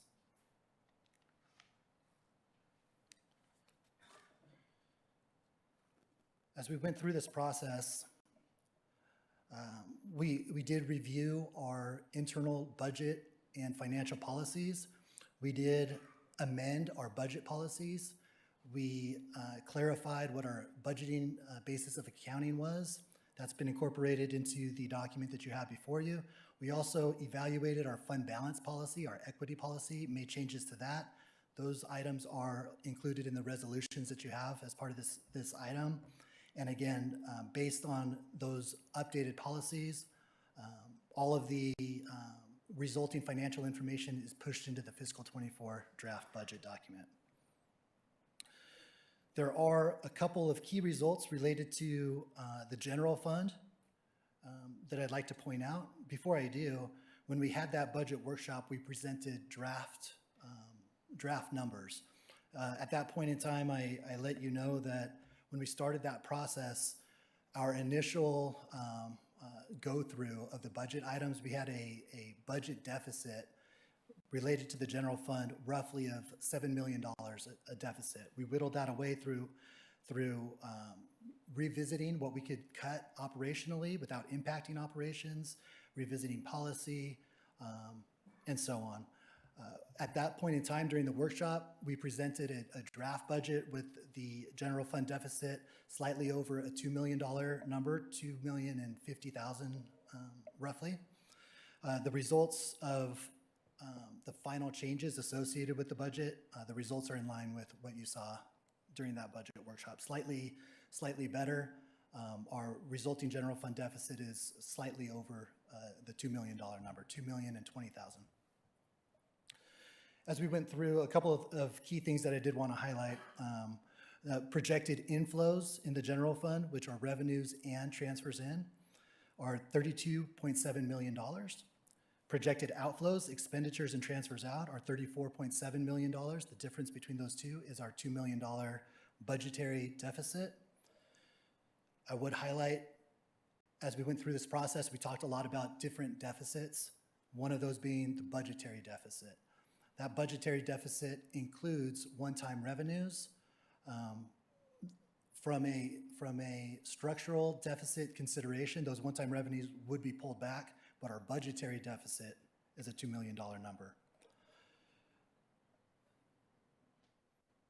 Because we have a budgetary deficit of $2 million, that would reduce our accumulated resources over a one-year period of time. It's really important to note that our budget deficit does not mean that we are financially unhealthy. It's quite the opposite. We had years and years and years of surpluses where we've accumulated a lot of resources and reserves within the general fund. The budgetary deficit deals with a one period term, and so our projected resulting equity, accumulated resources at the end of this $2 million deficit period is $38.4 million of equity related to the general fund. Equity is not necessarily cash, and so I did want to also highlight our— I'm sorry, Mr. White, one second. If I can hear the people in the lobby talking, I'm sure that people back here are probably having a difficult time hearing. So if we can let whoever out there know that if they're speaking and I can hear them, they are disrupting this meeting. Thank you. Mr. White, go ahead. Yep. Equity is slightly different than, or significantly different than cash. And so we're projecting to have a $38 million equity balance at the end of fiscal 24. We are projecting our cash balance to be $20 million. And so from the standpoint, or if the question is, are we broke? No, we are not broke. Do we have cash? Yes, we do. Earlier in this meeting, you saw a treasurer's report with over $60 million in our investment portfolio. 20 million of that portfolio is in the general fund. And so we do have cash, we do have equity, we have a budgetary deficit of $2 million for fiscal 24. On the inflow side, a couple of things to highlight. One is We have the highest amount of projected revenues we've ever had as it relates to annual property tax of $9.2 million, annual sales tax of $5.5 million, and intergovernmental revenue of $6.5 million. Those numbers are all, the revenue numbers are all included in the budget package. It's also important to note we are programming the remaining amount of ARPA that we had. So that's a one-time revenue. There's $2.3 million related to ARPA in the general fund that we are using. At the end of fiscal 24, we will have no ARPA left over. From the outflow perspective, a couple of things to highlight. One is, as it relates to public safety, the total expenditures in the general fund and the fire fund combined are $39.2 million. Public safety costs of that $39 million are $21.4 million. So about 55% of our budget goes towards public safety. Another key thing that I did want to highlight as it deals with the organizational structure. As we went through this process, one of the first things we did from a department level is each department head reviewed their internal structure and suggested changes in that structure to more effectively and efficiently work through the lift in fiscal 24. And so as we went through that, there were additional positions that were added. In certain cases, there were positions that were removed and taken away. There were adjustments made throughout the process. All of those changes, including the negotiation with the labor groups, all of those costs are wrapped up into the numbers that you have before you and are included in that $2 million number. When we identify specifically payroll costs alone related to the general fund, the change from last year from a budget perspective to this year from a budget perspective was about $600,000, about 5% an increase. But again, it wraps up all of the changes with the labor negotiations, the additional positions, and the changes within the organization.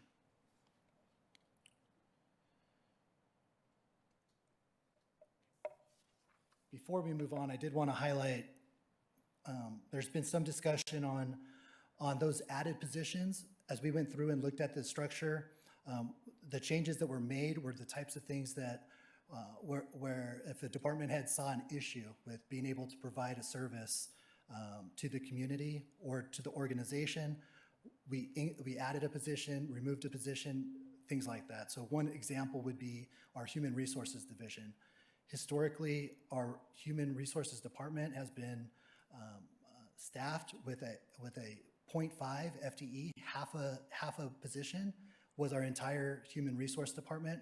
So the budget that you have tonight has 2 authorized positions related to human resources instead of the entire city having 1/2 of a position to report to as far as an HR department.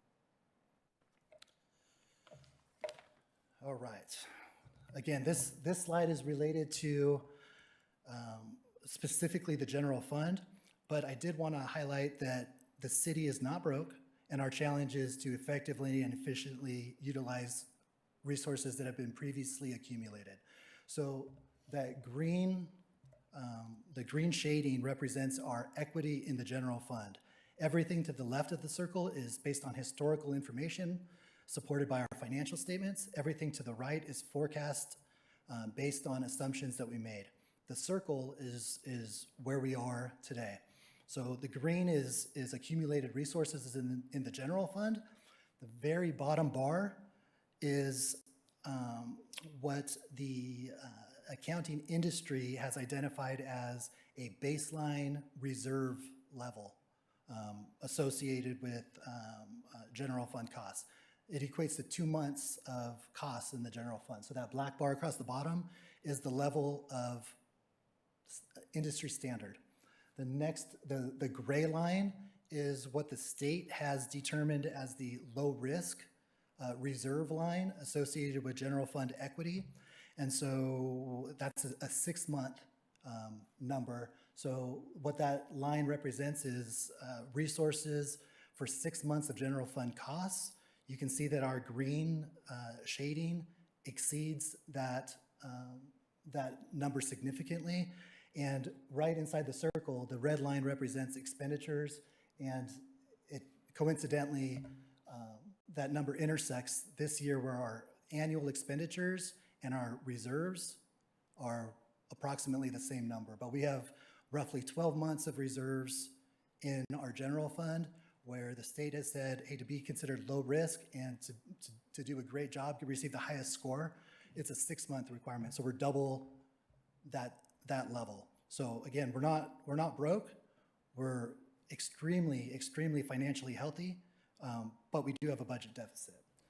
The blue line represents revenues. You can see historically how that trends. The difference between the red line and the blue line represents where we entered the deficit, and the next intersection of the red and blue indicates where we will exit the deficit. And so that forecast data assumes that we will basically flatten costs and work on cost recovery on the revenue side to ramp that up. And we are projected to exit our deficit in fiscal 27-28 based on this forecast data.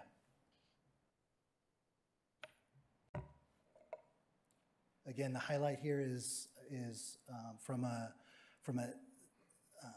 accumulated resource standpoint, the city is extremely healthy and consistently ranks at the top of the state as far as financial health of the city. Our challenges are strictly a one-year budget period, and in this one-year budget period, our costs are exceeding our inflows.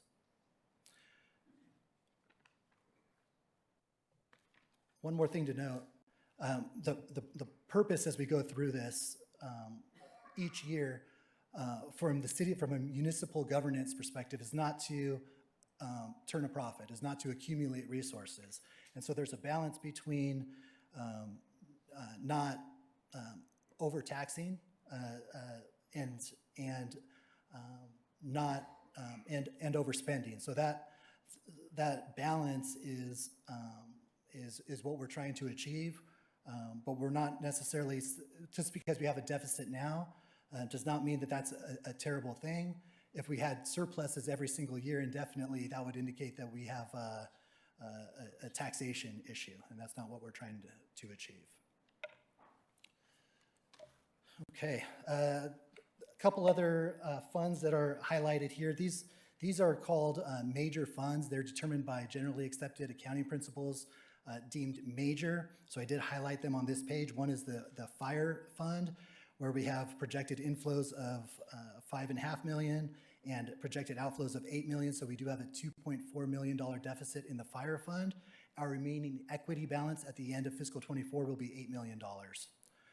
And then the other two are also major special revenue funds, Measure I and miscellaneous special revenue.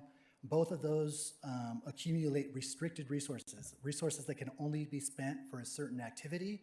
And so we gather those and find an activity that is compliant with those requirements. So for Measure I, it's street maintenance. And so you can see that we're spending, in this budget, we're spending more than we're bringing in this one-year period. That was on purpose. We're using restricted resources for street maintenance on purpose, and we are ramping up the street maintenance.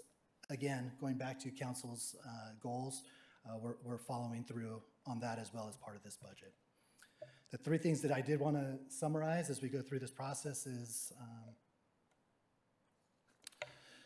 we are financially healthy.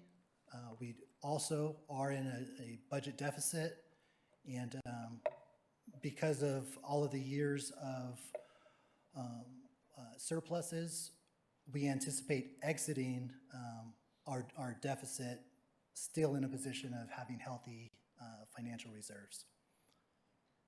And with that, I'd be happy to answer any questions you may have. Thank you, sir. Questions of staff?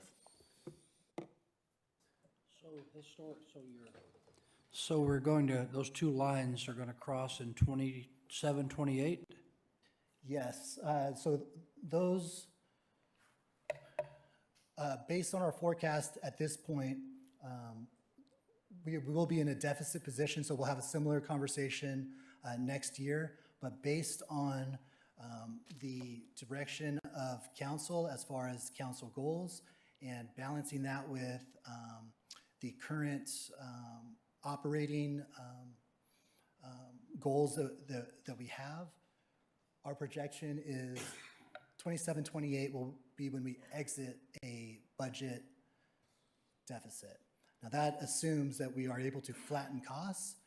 Flattening costs in an environment of where we have 55% in public safety, flattening public safety costs is very, very difficult. We don't negotiate public safety contracts. Those are, the county provides those. CAL FIRE provides what those costs are going to be.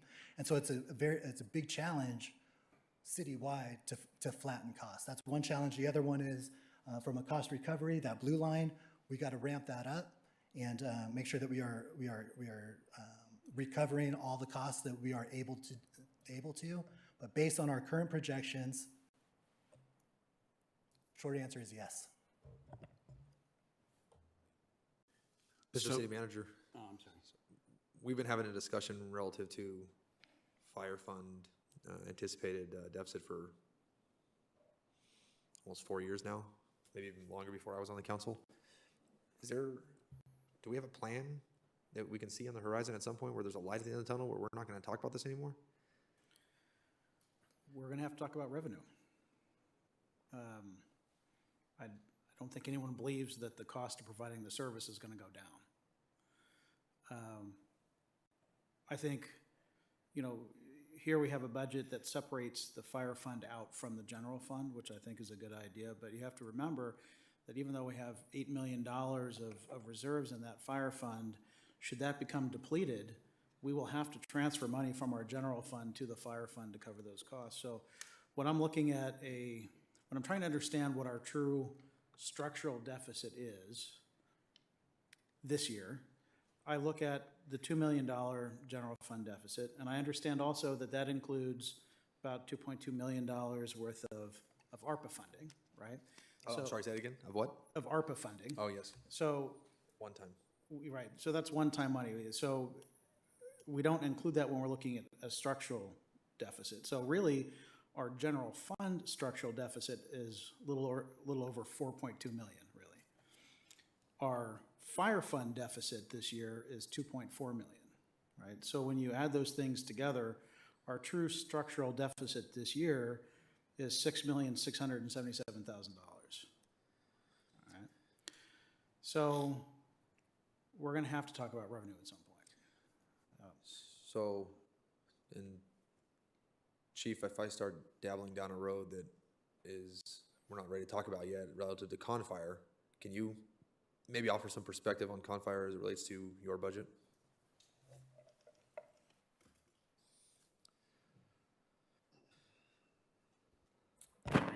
In regards to the RFP? Yeah, so if that comes to fruition and we find ourselves operating under a Confire contract, I was made to believe that there was a light at the end of the tunnel relative to not revenue, but program sustainability. System enhancements, Okay. yes. The lag time on that, though, is projected to be, several years out. So that would be like we're hoping year 4 we would see, like I said, not make a profit off the public, but to be able to reinvest into our own internal system enhancements. We would be looking at like 4 years down the road. So obviously there's some priorities. You got to pay the contractors and cover your cost and build a reserve for a JPA. And then once we meet all those, then yes, we have the potential to start reinvesting in our own system. But it would be a several year lag to meet that mark. Okay, thank you, sir. Go ahead, sir. So in 2019, we started going into this, right? The deficit? Yeah, right around there. And was there anything mentioned back then? Yeah, so from a everything to the left, the historical data, is based on financial statement information, not necessarily budget. So those are actual results. But yeah, historically, from a budget perspective, the information is included in those annual budget documents. Again, the actual results differ because that's based on financial statement reporting. And so off the top of my head, I don't know what the 2019 budget book looked like, but that information from the financial statements, yes, that is. I'm sure that they've seen that too, right? Yeah, the They were financial going through- statements, those are straight out. And those weren't addressed to anybody at this time, or at that time when, that we had some concerns back then? It would have been, as a financial, the financial statements are annually received and filed by city council. And so for the general fund at that point in time, this body would have received and filed those financial statements with those results in them, yes. But the prior didn't? So everything on the historical side, at each fiscal year would have a audited set of financial statements, and those results would have been presented to council and received and filed at the completion of each set of financial statements. Yeah, they would have been. Councilman Thorpe, questions? I got two. One on your graph, looks like it's about 2016 or so. Did we have a budget deficit at that time? Is that what that is? Yeah, right For here? a short, yes, for a short period of time, that came right back down? Yeah, so that particular year was, the decision was made to fund a portion of the YPAC with general fund dollars. And so that spike it looks like a triangle, but it's really just a spike with a line. But it's a one-time outflow for YPAC funding. That's kind of what I thought, but I wasn't sure. All right, thank you. And then this question is for the city manager. You're talking about revenue issues. Are we looking at other options besides tax initiatives or measures? Because in 19, we know for those of us around here that didn't go, there was a lot of distrust on what the city would do with that fund because it wasn't to a dedicated purpose. Correct. So if we're looking at something like that, are we looking at other options besides that? Because I think it would be a tough sell going back around on a tax initiative, measure, whatever you want to call it. Absolutely, yeah. We're looking under every rock, including finding ways to offset some of the services we provide. You know, we have a large and active community services department, as an example. That department puts on a number of events and runs facilities such as the YPAC. And we believe there are opportunities there to generate more revenue than is being generated today. So yeah, we're analyzing a lot of different scenarios. And one of those things, is it also possibly doing like cost recovery for some of the maybe fire services or law enforcement services that are being provided to the community that maybe the public's been advised of some things and they keep doing it? And Absolutely. Yeah, certainly the concept that if our law enforcement officers are spending 90% of the time with 10% of the population, the rest of the citizenry shouldn't be footing the bill so that 10% of the population can become intimately aware of the stitching around the American flag on our deputies' uniforms. Correct. So I think I support that as well. I know that most other agencies, my agency as well, we have a pretty robust cost recovery program.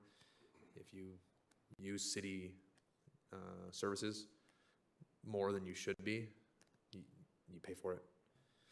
Correct. And also, as some of the projects that are in the pipeline now come online, such as, we have one hotel that hopefully will be opening very shortly, and a couple others in the pipeline, restaurants and shops that have been opening recently. That revenue will be a big help as well. And on that, I have people asking, because we're getting ready to start kicking off, I think we have the Five Winds Ranch and other festivals that we put on, that people have already called me and said, well, hey, you've declared that there's a deficit. Are you going to start cutting these festivals? And while I'm certainly, I hope that doesn't come to that. The other thing that correct me if I'm wrong, we do generally see a revenue spike in taxes during those times where we may not see the revenue generated at the festival itself, but I'd be willing to bet that that weekend, especially if we're able to get that La Quinta opened for 5 wins, we're gonna see our TOT increase on that weekend as well, and some of our restaurants and other things benefit from festivals. So we actually, it's kind of one of those, it's a benefit to have, it takes money to make money, if you will, right? If we spend money on a festival, music and arts festival, I know I've heard that our businesses in the uptown often report that they have the best weekends. You know, it's the best weekend all year because we had this festival. Yeah, I think that's true. Also, you know, we've been having discussions with the Pumpkin Patch on how their operations could also generate revenue for the city. So, yeah, there are a lot of avenues to explore here. To the public speaker who commented earlier regarding 10, 20% cuts and whatever it takes, I commit to you, I won't support a tax revenue increase or tax measure. I don't think that we should be doing that. We're gonna try to find creative ways. At least I will support creative ways to cut funding, cut spending, generate revenue in other ways. I don't think people don't want the word tax mentioned recklessly at this dais. So, sir, thank you for your comment. I heard you. Contrary to popular belief, I do hear what people say out there, and then I will action it as best I can, okay? So thank you for that. Councilman Garner, you have any questions? No, I don't have any questions. Mayor Pro Tem Duncan. So I was here when the spike on that graph was for the YPAC. I mean, and I've said this before to the public and to everyone. When we initially went out to get bids on that, as far as engineering costs, what we thought it was going to cost, we were getting bids of $9,200,000 or so. And then 2 years later, when we actually went out to bid to actually build it, it came in at about $12 million, about $3 million higher. So that spike you see there was the expense of the YPAC. And that's what kind of started this thing, as far as us not having enough to build it and having a deficit. It really wasn't displayed as a deficit. Then COVID-19 came along, where our economy was shut down for a year, just about a year, and the restaurants were shut down. So we knew that there was going to be a problem with that as far as revenue. But bottom line is, we approved this. We knew it was coming. I'm not really sure what the game plan was entirely to recover or repay the general fund, but I do appreciate the fact that 27, it'll sort of cross those lines over again. And certainly the projects that are going on right now in Yucaipa, the impact fees, the development impact fees, that's going to help. You mentioned the hotel. That's going to help. There's a lot of things going on right now that's going to correct this problem. And so nobody did anything wrong as far as the whole process was concerned. There was a plan to replenish the general fund, and I think that plan is certainly going to play out and prove to be effective. We certainly hope so. That what's concerning, and I'm not an economic analyst, but when I hear people speculate that we're on the brink of another recession, and what's scary to me is I don't want to bank on development, because I've seen in my lifetime development come to a screeching halt. And so while it's we keep our fingers crossed and we make prudent decisions relative to ushering in development that we believe is good for the city, but also will bring us that revenue. It's almost like financing a car on an overtime check that can come to a halt. I've seen in my career where next thing you know, overtime comes to a halt and there's for sale signs on everybody's cars because they financed on money that wasn't guaranteed. So, great job, because the last time we were here, the number was substantially higher. So thank you for whittling it down. I don't want to stop. I know we're going to approve the budget, but I think it's time for this council and the city we need to look at where we can, like I said, I think I said it last time, tighten the belt, right? Where we'll continue doing it over the next several fiscal years. Where can we cut? Where can we maintain the level of service that people demand and honestly deserve? But also look to, like you said, I think you said low-hanging fruit, right? What do we not need? It's a nice luxury, but we don't need it right now, right? I tell my fiance Starbucks, right? It's nice. We have a coffee pot at home, though. Maybe you should make your own coffee, right? So, any other questions or comments of staff? Yeah, I just wanted to make sure that we all know that this isn't just an overnight thing. It's been happening for a while. So you've seen that the graph up there. Can you go back? I sure can. And to me, it looks like it's been going on since 2019, and we just progressively got to where we're at right now, right? It's, Yeah, that's accurate. I would say back here, those reserves are very, very healthy. And from a private business operation, that's a good thing. From a municipal agency, the goal is not to accumulate and save everything, is to provide service. And so that decision to fund the YPAC, that was a use that didn't create a structural deficit. It was a use of accumulated resources to benefit the community, and that's why that decision was made. So it was a budgetary deficit because in that year there was more budgeted than came in, but it wasn't a structural deficit. It was just a one-time decision that the council made to do that. But yeah, so as that green, those reserves are extremely healthy. Again, this gray line is what the state has said. Hey, that's the best you can get right there. That's best case scenario. And even in the worst of times for us, we're still exceeding what the state says is the best we can possibly get. So we're doing good. We do have an issue, but we do need to continue to tighten our belt, make good decisions. But over the course of time, if we can stay the course, we're gonna fix it, exit it in great shape. We're never gonna get into okay shape. We're always gonna be in great shape. Thank you, sir. Well, I got a quick question. On the blue line, the annual revenues. Yeah. Where's that coming from when it starts to rise? Yeah, so that historically, so our big three revenue sources are property tax, sales tax, and intergovernmental revenue. But from a recession standpoint, the way the property taxes are funded with Prop 13, we don't anticipate a dip associated with that. We have a steady increase over the lifetime of the city, and we expect that to happen regardless of what happens in the housing market. From a sales tax standpoint, that's a bigger issue, but the sales tax is not, for Yucaipa, is not as significant as it is for some other places. And so even if there's a dip on the sales tax side, it's not going to impact us as much because our primary source of revenue is property taxes, and that's going to make it through the next economic cycle on the same trajectory, just like it does every time there's a housing crisis. Our property tax revenue just stays the course because of the suppression of Prop 13. So from that standpoint, we're okay.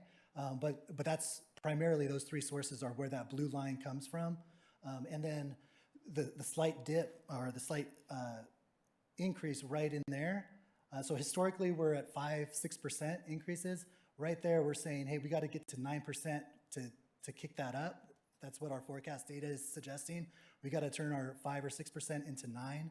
And based on, if I can go back real quick, council goal number 7, pursue revenue generation to offset costs of community services and development services. We think just based on that's been implemented and we're turning over every rock, we think we're going to get to 9, and we think that 9 is probably conservative because we've always been at 5 or 6. We think we can beat 9 and hopefully get out before 27, 28. So. Mr. Mayor, if I may. Phil, if you could go back to the graph. I think the revenue forecast is attainable, as Phil said. I do want to caution on the red line, on the expenditures.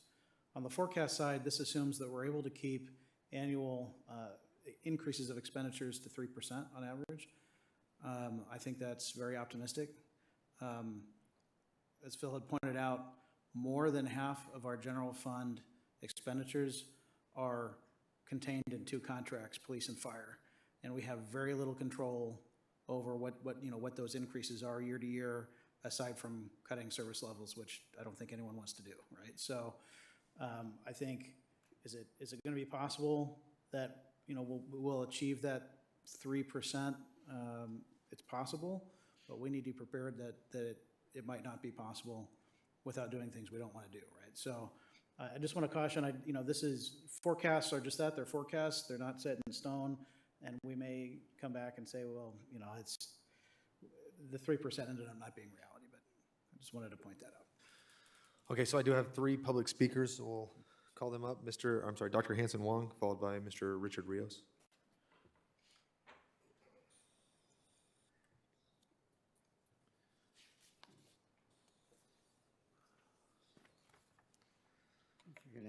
get tired of hearing my address, but anyway, Hanson Wong, 35150 Court Street, Yucaipa. I'm happy to hear the council is considering the different aspects. I did have some concern about going draconian on the budget and cutting services that we need. I think it's important that we prioritize and weigh each of the areas and say, this is important, this is what's going to help the residents of the city, and so on. Obviously, there's both parts. In addition, you know, we should look on the global picture. If you understand major budgets for companies and cities, basically, you have the equity portion, you have your revenue portion, you have your expenditures, and somehow you have the luxury over the last few years of building up enough of a reserve that you can take your time, cut out the fat, look at the things that are losing money for you that does not give a lot of benefits to the city. You have to consider both revenue and benefits, because there are some things, for instance, like I mentioned pickleball the other night at our other meeting. Pickleball is important to the mental and physical health of our city. Obviously, if everybody goes nuts, you're not going to have a city to work in. So I think it's important for you to at least consider some of this for the pickleball, not necessarily all, but not to completely drop it into nothing. So look at the global picture, take your time. You have the expertise of Mr. White. Mr. Mann says he's going to help with this budget. I like to see the balance from both of them to make sure that any additions we made is justified and have merit. So I think we can do it. You know, I think the city will support you. At some time when everybody's doing extremely well, then, you know, they can tolerate certain things. But right now, when people are paying what they're paying for gas, groceries, and so on, you raise the tax on them. I think you might have another revolution. You have enough of one right now. I don't think you want to add to that. So try and figure out something that works. Ask people in the community to help. I think we can do this together. Anyway, I lay it all on Mr. White, Mr. Mann, and they will accomplish it, or we'll just hang them. Thank you. Thank you, sir. Mr. Rios, followed by Mrs. Patty Ingram. Good evening, Commissioners. Well, I am another... Can you speak into the microphone, please, sir? My name is Richard Rios, and I live at 35725 Bella Vista Drive. Thank you very much for me. I come tonight to also support the Commissioner's interest in pickleball. I am the Vice President of the local pickleball organization, and I continue to optimistically envision a large enough facility to accommodate a thriving youth program as well as our growing adult group. To that end, we will continue to work with the city during and after the completion of the approved master plan for the courts. We will continue to oversee the operations and work hand in hand as we do now to help with regular maintenance of the courts and to contribute with our agreement with the city on the use of those courts too. We contribute financially now as an organization. So we'll help you in a small way to take in some revenue as well. The first goal of the Yucaipa Parks and Recreational Master Plan under recommendations for new programs and services is expand programs, services, and facilities for all age groups that promote physical fitness, health and wellness, social interaction, and personal development. Pickleball satisfies all of the components of this goal. There is also a goal as follows: expand family recreational activities that provide youth and their parents or guardians opportunities to interact, have fun, and learn together. Again, pickleball satisfies all of these components of this goal. It is an generational sport that all ages can play. We have several families that play together now, and I was witness to an 11-year-old and a father from our club who played and recently placed first and second in a tournament. All learned here through our pickleball club. Pickleball offers a rare opportunity to combine physical activity with social interaction to promote mental and physical well-being and personal development. Please continue to lend your support to the widespread appeal and the health benefits of expanding our current pickleball program. Our pickleball organization would appreciate your support and consideration as you review your funding goals under the Parks and Recreation's maintenance category to consider strengthening the brightness of the overhead lights at 7th Street. Thank you, sir. Thank you. Mrs. Ingram.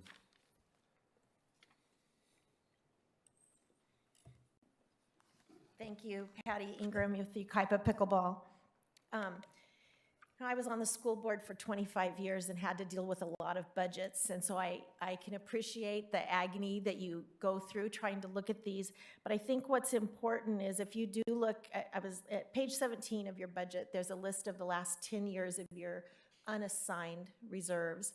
They've varied down to a low of like 4.5 million, up at 12, 14 million, I think the highest was. But the point is, like your financial advisor said, you have always been well above the state minimums for what you should have in your reserve.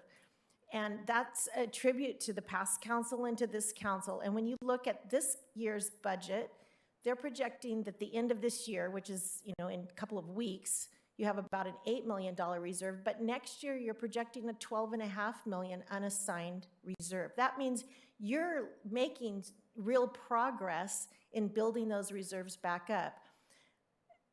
My point with the pickleball, when you look at the YPAC, the big peak that it made, it was a big project. Our courts are a small little blip on that thing, and you have reserves there to do that kind of a project. And when you think about some of the comments that were made, your job is to effectively utilize resources. If you have a surplus, you should be spending it on the people. You have to be forward-thinking. Those are the kinds of things that an improved pickleball facility bring because it improves the community. It gives people a reason to stay in the new hotel because we can offer multi-day tournaments.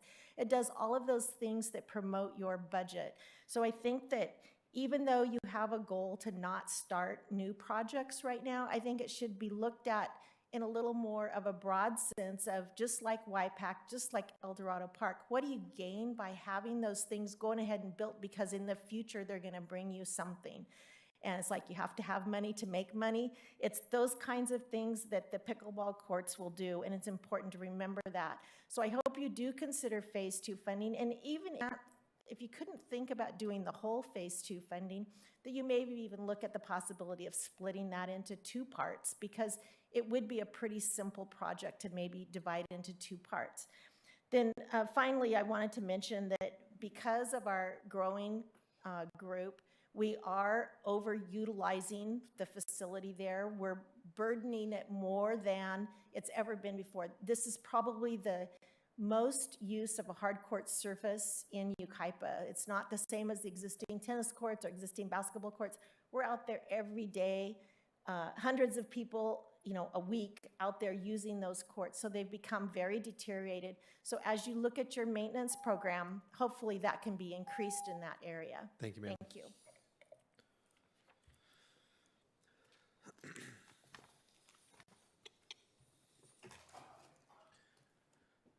Councilman Thorpe, do you have any other questions? No. Councilman Venable? Mayor Pro Tem Duncan? I'll just move approval of the draft budget. Councilman Garner? Would you like to second his? Mr. Mayor, if I may. There are a number of resolutions before you, so if it is the council's desire to move as presented, I recommend the motion be move approval as presented by staff. Thank you, sir. Just confirming, you said you have no questions, Councilman Garner? No questions. All right. Mayor Pro Tem Duncan, let's go with your motion, please. I make a motion that we approve item number 13, sections 1 through 14, adopt all 14 of those recommendations. Is that sufficient? Is there a second? I'll second. Any further discussion? All those in favor? Aye. Aye. Any opposed? Motion carries 5-0. Thank you, Mr. White. At this time, I will open the public hearing for item number 14. The time is 8 p.m. This is the Yucaipa Disposal 2022 Annual Report, Solid Waste Rate Adjustment, Annual Single-Family Residential Property Tax Roll Billing for 23-24. And this is going to be, what staff is presenting this? Our city clerk. Go ahead, ma'am. Thank you, Mayor. Every year, the City Council conducts a public hearing to set the solid waste rates for the upcoming fiscal year. Pursuant to the current franchise agreement, the annual rate adjustment is based on increases in the landfill fee charged by the County of San Bernardino, an adjustment to the operator fee of 90% of the annual change in the Consumer Price Index for the prior calendar year, and recycling rate adjustments based on collection, transportation, processing, non-recyclable disposal, community education, and revenue credits. On April 11, 2023, the Solid Waste Committee, along with city staff, met with representatives from our solid waste hauler, Burtech Waste Industries, to discuss the increases to the various rates charged for their services. The proposed residential rate recommended by the committee would implement all standard increases with minimal rate subsidies to the 15 and 30 gallon rates. The committee is also recommending the various commercial rates outlined in Exhibit A. The committee also discussed the subsidized rate structure currently being utilized by the city. Under the current structure, rates for the 15 and 30 gallon barrel services have been subsidized by the rates for the 60 gallon barrel service. The committee felt that applying a standard increase across the board would be a more fair approach. Their direction was to begin phasing out the current subsidy rate structure and begin to move the city on a path that gets to a rate structure with no subsidies within the next few years. It's important to note that the city followed the Prop 218 process for tonight's public hearing. Notices were mailed to the residents 45 days prior to this hearing, and as of 2 p.m. today, the city clerk's office has received 0 protests. With us tonight to present the 2022 annual report and to answer any of your questions regarding the proposed increases, we have Burtech Vice President Richard Nino. Thank you very much for the introduction. Good evening, Honorable Mayor, City Council members, City staff, and ladies and gentlemen of the public. I'm going to, out of respect for your time, try to go through these slides as quickly as possible and then try to answer any of your questions. I want to touch on the annual report first and foremost. There was quite a lot of differences and change in last year's programming, starting with the inter-residential food waste program. That program, after approval by the City Council, was launched and started in July of 2022 in the residential sector and expanded into the multifamily and the mobile home sector and further expanding in the commercial sector. And that will continue to grow as we further expand and implement the SB 1383 compliance implementation requirements among the commercial and the balance of the multifamily sectors.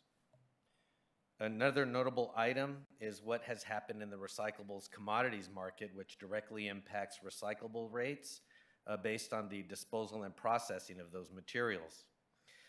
Just as there has been mention of a looming recession, there seems to have been some reactionary pressures to that very issue on the international and global recycling markets.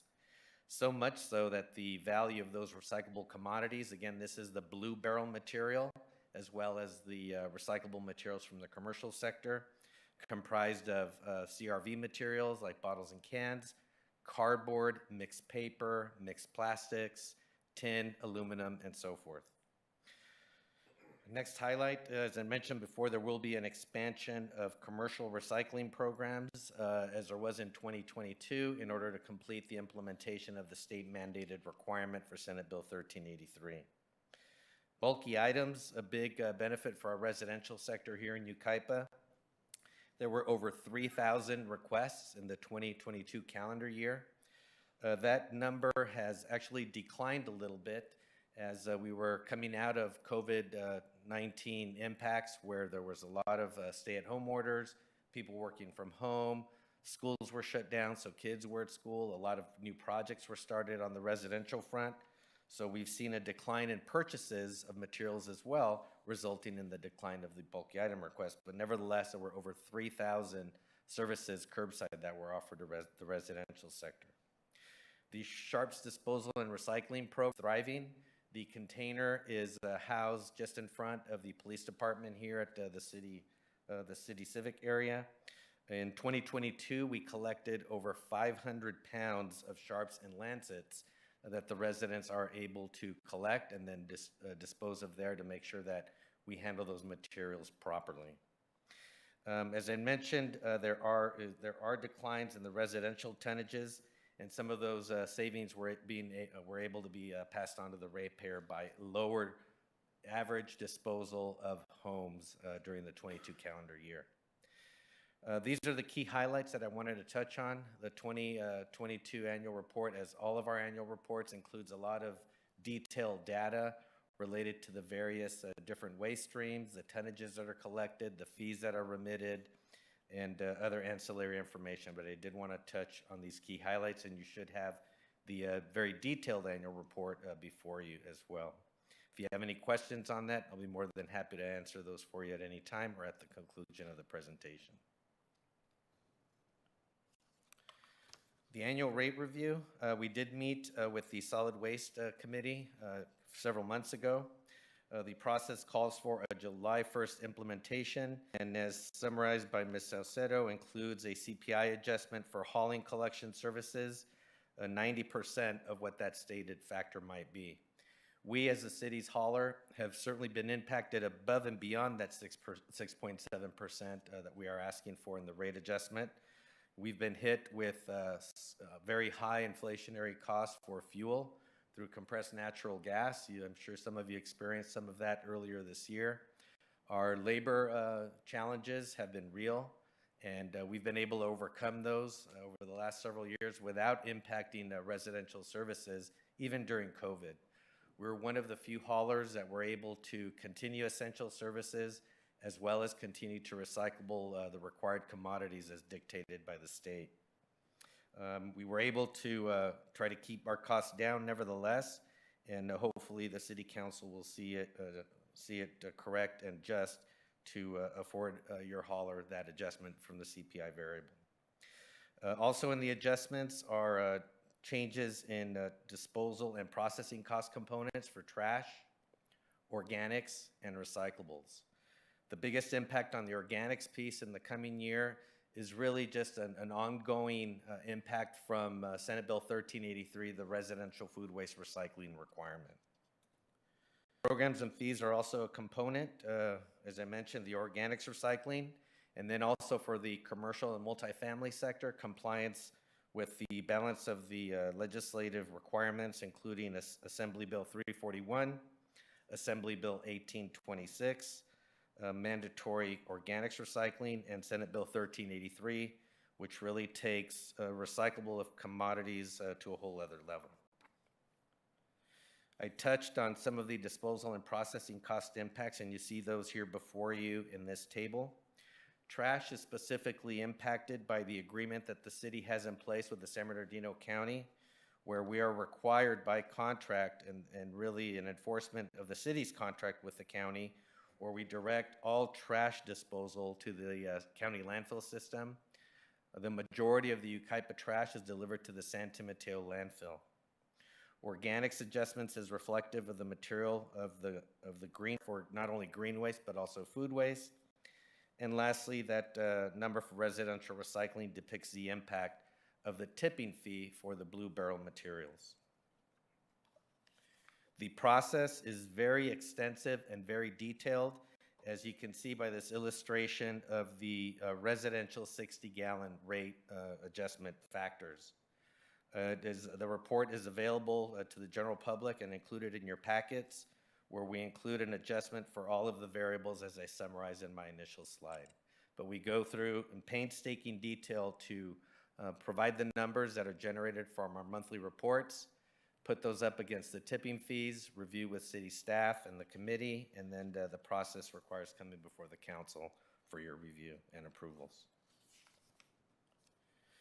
What does that mean to the residential rates? There was a summary provided about the impact to the residential rates, which was inclusive of a recommendation to try to reduce the subsidies that had been in place for some of the smaller barrel services for well over 10 years. That initiative was implemented in an effort to try to promote the utilization of the blue or recyclables barrel and minimize the use of disposal or trash that would otherwise be captured in the varying sizes of the trash container, which are available to residents in either the 60-gallon, the 30-gallon, or the 15-gallon barrel size. Because of the changes in the subsidies and the ensuing adjustments for the 2023 calendar year, the changes to those different residential service levels are captured before you with 5.7% on the 60-gallon, an 8.3% on the 30-gallon, and 13.6% on the 15-gallon service level. Commercial service rates, there are a host of schedules to capture not only trash disposal, but also including rates for food waste, green waste, recyclables, and the like. These are the rates or service levels that are elected or selected by our commercial and multifamily sectors. And you'll see the varying impacts for the trash for commercial services, the food waste for commercial services coming in at 5.07%, a 3-yard bin for trash for the multifamily sector at 1.02%, and the introduction of a multifamily organics barrel at $38.96 per month. The reason we're able to do that is that there are multifamily locations that are required to end waste recycling. However, we anticipate that that sector is going to have low volumes of food waste in those containers, unlike commercial generators such as restaurants, who likely have more material that's causing heavier containers and higher disposal costs. So that's why you see that delta there. Senate Bill 1383, I want to provide a quick view and a reminder to the group of what it really entails. First and foremost, Senate Bill 1383 is the most impactful piece of legislation in the industry in over 30 years. The driver behind it was air quality improvement. It was determined by Sacramento and the studies that were conducted up north that 20% of the methane gas that emitted into the atmosphere comes from the decomposition of organic materials at landfills. So the thought was that if we can divert this organic material, use it for a beneficial alternative, such as having it recycled into compost, mulch, anaerobic digestion to recover gases, etc., then we could mitigate and further improve the air quality in the state of California and all the ensuing impacts that are reported to be caused by that, including higher temperature, wildfires, global warming, and the like. This program includes various far-reaching elements, including the requirement of various collection programs and systems, a very intensive and specific education and outreach requirement, record keeping, monitoring, and tracking that we've never seen before in the industry, such that we've had to solicit an outside company who specialized in generating the reporting format throughout the state simply to keep track of all of the required elements within Senate Bill 1383. The law was passed in 2016, and it took approximately 5 years for the regulatory requirements to be released to the public and to jurisdictions to then implement this law and all of the ensuing programming. There's a procurement and purchasing requirement of not only recycled content paper, but also compost and mulch that cities are obligated to comply with. An element to recover edible food for establishments such as restaurants and supermarkets, where edible food that is generated at these locations that is suitable for human consumption can be diverted from food waste and redistributed to the people who can use that food, where the state determined that 1 in every 5 individuals experiences some type of food insecurity. So that's another piece of the legislation.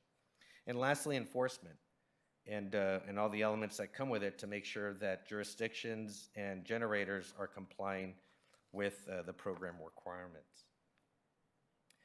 This slide here captures a few of the highlights that I just mentioned, and I just wanted to touch on a legislative change related to Senate Bill 83, which originally included recycled content paper procurement of jurisdictions where materials such as paper towels, facial tissue, toilet seat covers, etc., must consist of 30% recycled content paper.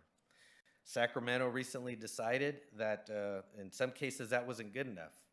So they increased some of those requirements such that items such as toilet paper are 45% recycled content at least, paper towels 40%, facial tissue that went down, which is the only good news I heard, because now I'll know that maybe when I blow my nose with a napkin or a tissue, it won't be rough and feel like sandpaper, but everything else is going the other way. With that, that does conclude my presentation, and I'm more than happy to answer any questions that you may have. Thank you, sir. Questions of staff or actually, check that. Public comment. Do we have any public comments, ma'am? No. Because there's no public comment, there's no need for an applicant rebuttal. Is that correct? Thank you. Okay, at this time I will close the public hearing. The time is 8:16. And now we'll go on for council discussion. Does anybody have a question of staff? I don't have questions for staff, but I got a couple things for Protect. All right. So last year, I won't do it to you again. Last year I was kind of cranky with you, I think. But I'll spare you that again, but I do have a couple questions. Yes, sir. With your mailers that go out, how often do you send those mailers out? When I was looking at the packet, it looks like there's a couple different dates. So in this past year, I probably should have received 4. Is that appropriate? I'm trying to recall specifically. I know that there were targeted mailings that went out to make people aware of the new recycling program. Mm-hmm. A subsequent mailing that went out highlighting the program, the reasons how, and a reminder to have a 4-page newsletter that went out. And I don't recall if there was a 4th one or not, but Okay. there may have very well been. Because I think I only got, if it was supposed to be 4, I think I only got 1 or 2. And I don't know if it's supposed to go out to everybody or not. So I'm just hoping that everybody else got those mailers as they maybe were supposed to, and I was just the only one that didn't. But that's the first question. The second one is, as you know, previously, I'm not a big fan of this whole tax roll billing and whatnot. Typically speaking, when you ask for a service to be done, so if I'm a roofer and you ask me to come roof your house, I typically don't get paid in full before I do the service. So I know we have a way that they can pay all up front if they don't want to be on tax roll billing for the entire year. My heartburn with that is what kind of recourse does the citizen have when trash is not picked up? So I have 2 incidents. I didn't call anybody. I was just trying to let it ride and just not be cranky about it because I know I was last time. But when it's not picked up for an entire street, this past, I think about a month ago, on my street, it's 43 houses. All their recyclables weren't picked up. And then the following week, it was the same thing. However, they did come, but it was very late in the evening. They finally came and got them. So I didn't say anything at that council meeting because I was kind of fired up, and I'm glad I had a chance to kind of wait a little bit so I could choose my words wisely. But what kind of recourse can homeowners or customers of yours here in Yucaipa have? Say they've paid the year in advance, and a service once or twice a year was not completed. One of the 3 of their cans wasn't picked up, and now they have to wait an entire week to get service taken care of. How can they rectify that? Or how can they be serviced to feel like you all are taking care of them? So they've paid in advance for service, and now we've had a shortcoming a couple of times. Now, I can't imagine that I'm the only place in the city that's had that. Right. I would like to think that it's the only time. There's probably a margin of error and staffing, as you've talked about, and things of that nature. But if we know all of our routes didn't get done, we should send somebody out the next day to pick up what wasn't picked up. In my opinion, shouldn't take a call from a citizen. And in my case, just my street alone have been 43 residents. Now, that's not a lot when you're talking all the people that live in our city, but I think there's probably other errors across the city. So how can we help them, since we're paying you all in advance? What recourse can they have? You know, we obviously have people driving our vehicles and implementing those collection services. We do well over 45,000 real collections per week, aside from whatever we do on the commercial multifamily sector. Because when we do have a miss and we receive those phone calls, our policy is to try to pick that up the very next day. We need to be aware of it so that we can respond, you know, when our shortcomings or things that happen just in the normal course of any operation. And our commitment to our customers is to try to rectify that as quickly as possible. There are times where some customers may say, well, you know what, next week we still have to collect that material and pay for it to be disposed or recycled and processed. You know, it's not something that we take lightly. And when we're made aware of these issues, we do try to identify those root causes so that we're able to mitigate what happened, how it happened, and avoid it in the future. But I would suggest that if anybody in the general public who's listening to this this evening and they experience a miss, please call our office as soon as you possibly can so that we can go out there the next day, picked up, and make sure that you have empty cans for the following week. There are occasions in other communities, either like in mountain communities or in wind tunnels, where it's simply difficult to address all of the weekly collections. And if it is not an imposition on you, then we'll be more than happy to pick everything up the following week that you're all cleaned up. But you know, we do take that seriously, and if we just call our office, and we'll try to mitigate that as quickly as possible. I would like to reiterate on behalf of Richard, we've had several calls that come in, sometimes if their trash or recycling isn't picked up. If I can get in touch with Eddie, who works for Yucaipa Disposal, he is in our area. If I can reach him sometimes before noon, not only will he go out, but he will get a truck up to that area to service that neighborhood. And so, in addition, if you're Burtech and you're not getting a response that you're comfortable with, make sure you're calling Anna and her team.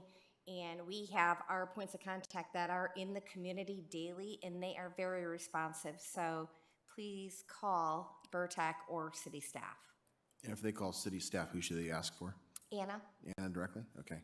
And, all right, I'm good, thanks. Councilman Venable. Can we talk about sweeping? He's well versed on that topic, so feel free. You guys do the street sweeping in our city too? Yes, we started that through a subcontractor several years ago as part of an enhancement and supposed to be an enhancement and extension and expansion of services to the city. At that time, I believe there were only periodic sweepings throughout the city, maybe a quarter or something to that effect. With our program, we're required to sweep once a month for each of the residential areas, and then arterials, I think it's maybe twice a month. We have had some challenges, admittedly, with our current subcontractor. Some of your concerns have been to our offices. We've looked into possible solutions in working with the subcontractor, and what has transpired in the Southern California market is this no investment need or for enterprise eventually bought out all of the independent sweeping companies in the region. And that has left us with very little alternative, but we were able to find another independent operator who's doing some work in a county unincorporated area. We're trying them out there to see how if they're able to do that, then we're going to do well. Then our plan is to bring another company in who's more responsive to the city's needs and what we're obligated to do as far as street sweeping is concerned for your residents. Well, I'm in the grading business and I have to have sweepers all the time. So I don't believe what you just said on that, because there's a lot of companies out here that are family owned and operated. Right? There's two. So, you know, when you try to do a job with not the right equipment all the time, and we're paying for this, extremely well, and we're not getting those results. It's kind of like a slap in the face. So you guys are using a vac truck, which is a vac truck mainly does parking lots like Stater Brothers and everything like that, not for the streets. It can't pick up fines, it can't pick up rocks, it can't pick up sand, broom truck. So I'm really upset about it and stuff because it goes around my street all the time, and then I go up through Chapman Heights and everything, see sand, and you guys can't pick that up. So. Yeah, I've got a couple of comments, and thank you for your feedback on that, because without that feedback, we can't remedy some of these challenges. We are aware of one of the sweepings that is here in town. We reached out to them to see if they would be interested in doing the work. Unfortunately, they said it didn't quite fit within their operating parameters of what they specialize in. So we are looking at alternatives to that. I'd be more than interested to hear of the secondary company that you'd mentioned, so perhaps that can be provided to us offline so we can further explore that opportunity as well. Okay. And in relation to the vacuum head, there have been issues with the equipment, because within that vacuum head, that type of vacuum head is what is referred to in this industry as a broom assist, where there is a broom that if it's operating correctly, it agitates the material that is on the street, where then by the vacuum can pick that up. However, if you have a piece of equipment that isn't properly maintained, to your point, you do a very poor job in picking up some of that finer debris. So that is one of the other issues that we've cited with this contractor, and that is why we're exploring other service providers. So we would be very eager in learning who that other company. Okay. Thank you. Mayor Pro Tem Duncan. But the sweeping service is not part of the contract as far as a delineated cost, is it? My understanding when we approved the initial contract was the sweeping services was as a benefit, not necessarily an expense. That's absolutely correct. There was not any additional charges imposed on the ratepayers or the city when we assumed the responsibility of the street sweeping service, City of Yucaipa. There was no upcharge or anything to that effect, and you're correct. It is costly and it is expensive. Those trucks have a lot of moving parts, and by some account, they're higher maintenance than trash trucks, who are, besides cement trucks, trash trucks, and sweeper trucks. Those are like the most expensive operating pieces of equipment out on the road with all the moving parts and all the maintenance. But you're absolutely correct. There was no additional upcharge to residents or the city for that service and the expansion of those services. So I haven't had the same problem with the sweeping, but I provide excellent service. I've got your cell phone, so when I've got a problem, I call you, and you always fix it like in a hurry. So I appreciate that very much. Councilman Garner. Are you guys going to have different color trash for the food? Great question. In the presentation, there was a picture of a bin that is brown. The state, in its program requirements, required that all containers be a specific color. Trash containers are supposed to be either gray or black. Recyclable containers are supposed to be blue. Organics containers are supposed to be green, and if it's a 4-container system, it's supposed to be brown or tan, something of that color. When the regulation was first being developed to implement statewide, there was a requirement that the state considering to ask all jurisdictions to convert to these conforming colors statewide within a short time period. I think it was like 3 or 5 years, something. That would have resulted in billions and billions of dollars of container expenditures that were unnecessary when there are containers currently in place throughout the state, functional, can serve another 10 years of useful life, et cetera. So we were successful as an industry to try to lobby on our jurisdiction's behalf to mitigate that issue and say, hey, give us a chance to do everything else, and why replace these perfectly functioning barrels and bins that are out there? So the state changed the regulation that any new container that we purchase has to conform with those colors. Through attrition, any container that is out there that is not conforming with those colors. We will be replacing them with conforming colors as we deplete our prior inventories. On the residential side, it's a little bit different. Currently, there are beige and black trash barrels for us.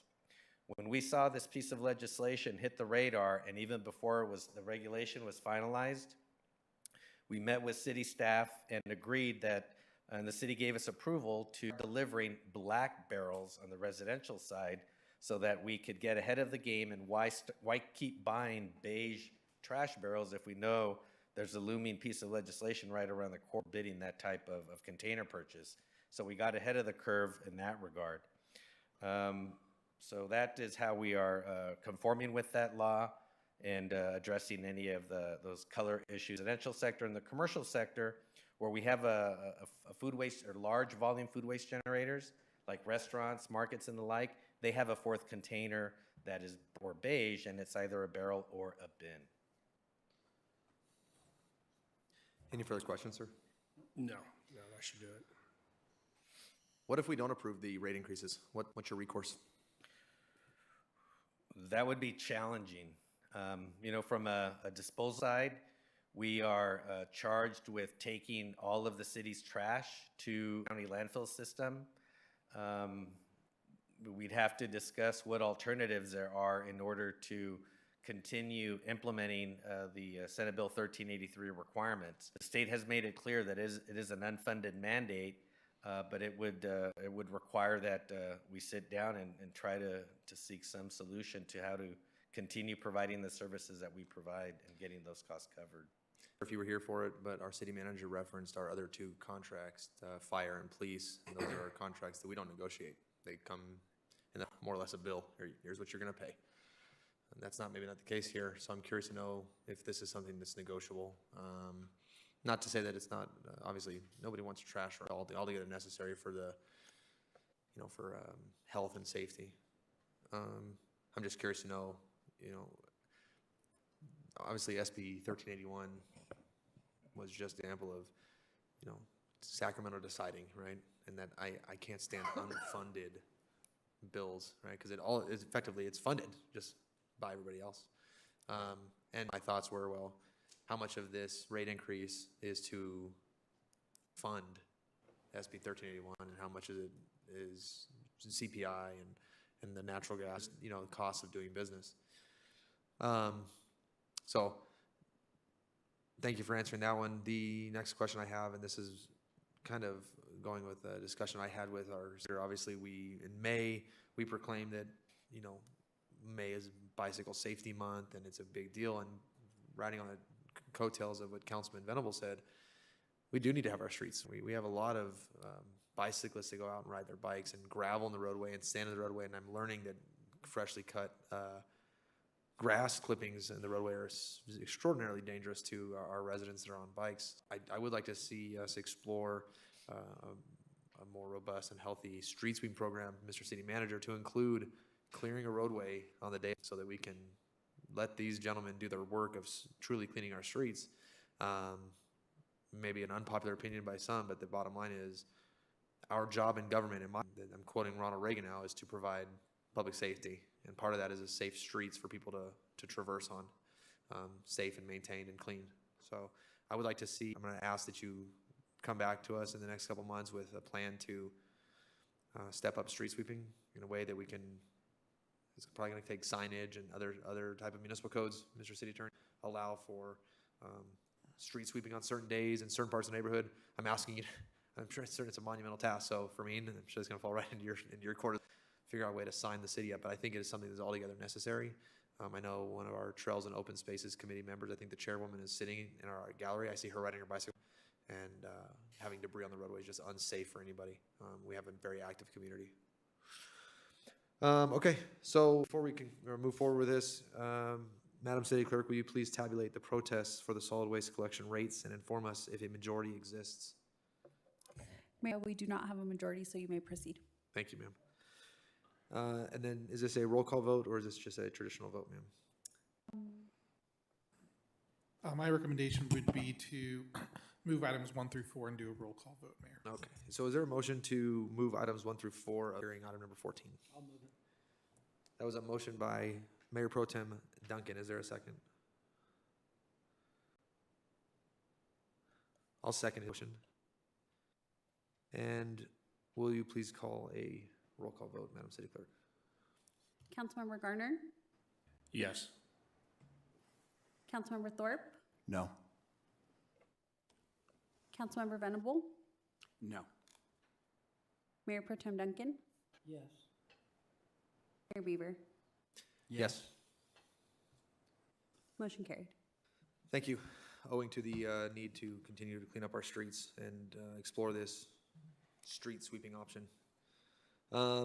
Movements, are there any members of the council that have any announcements to make? No. Okay. Then I will adjourn this regular city council meeting of June 12th, 2023. Thank you for attending and engaging your city government. Please be safe driving.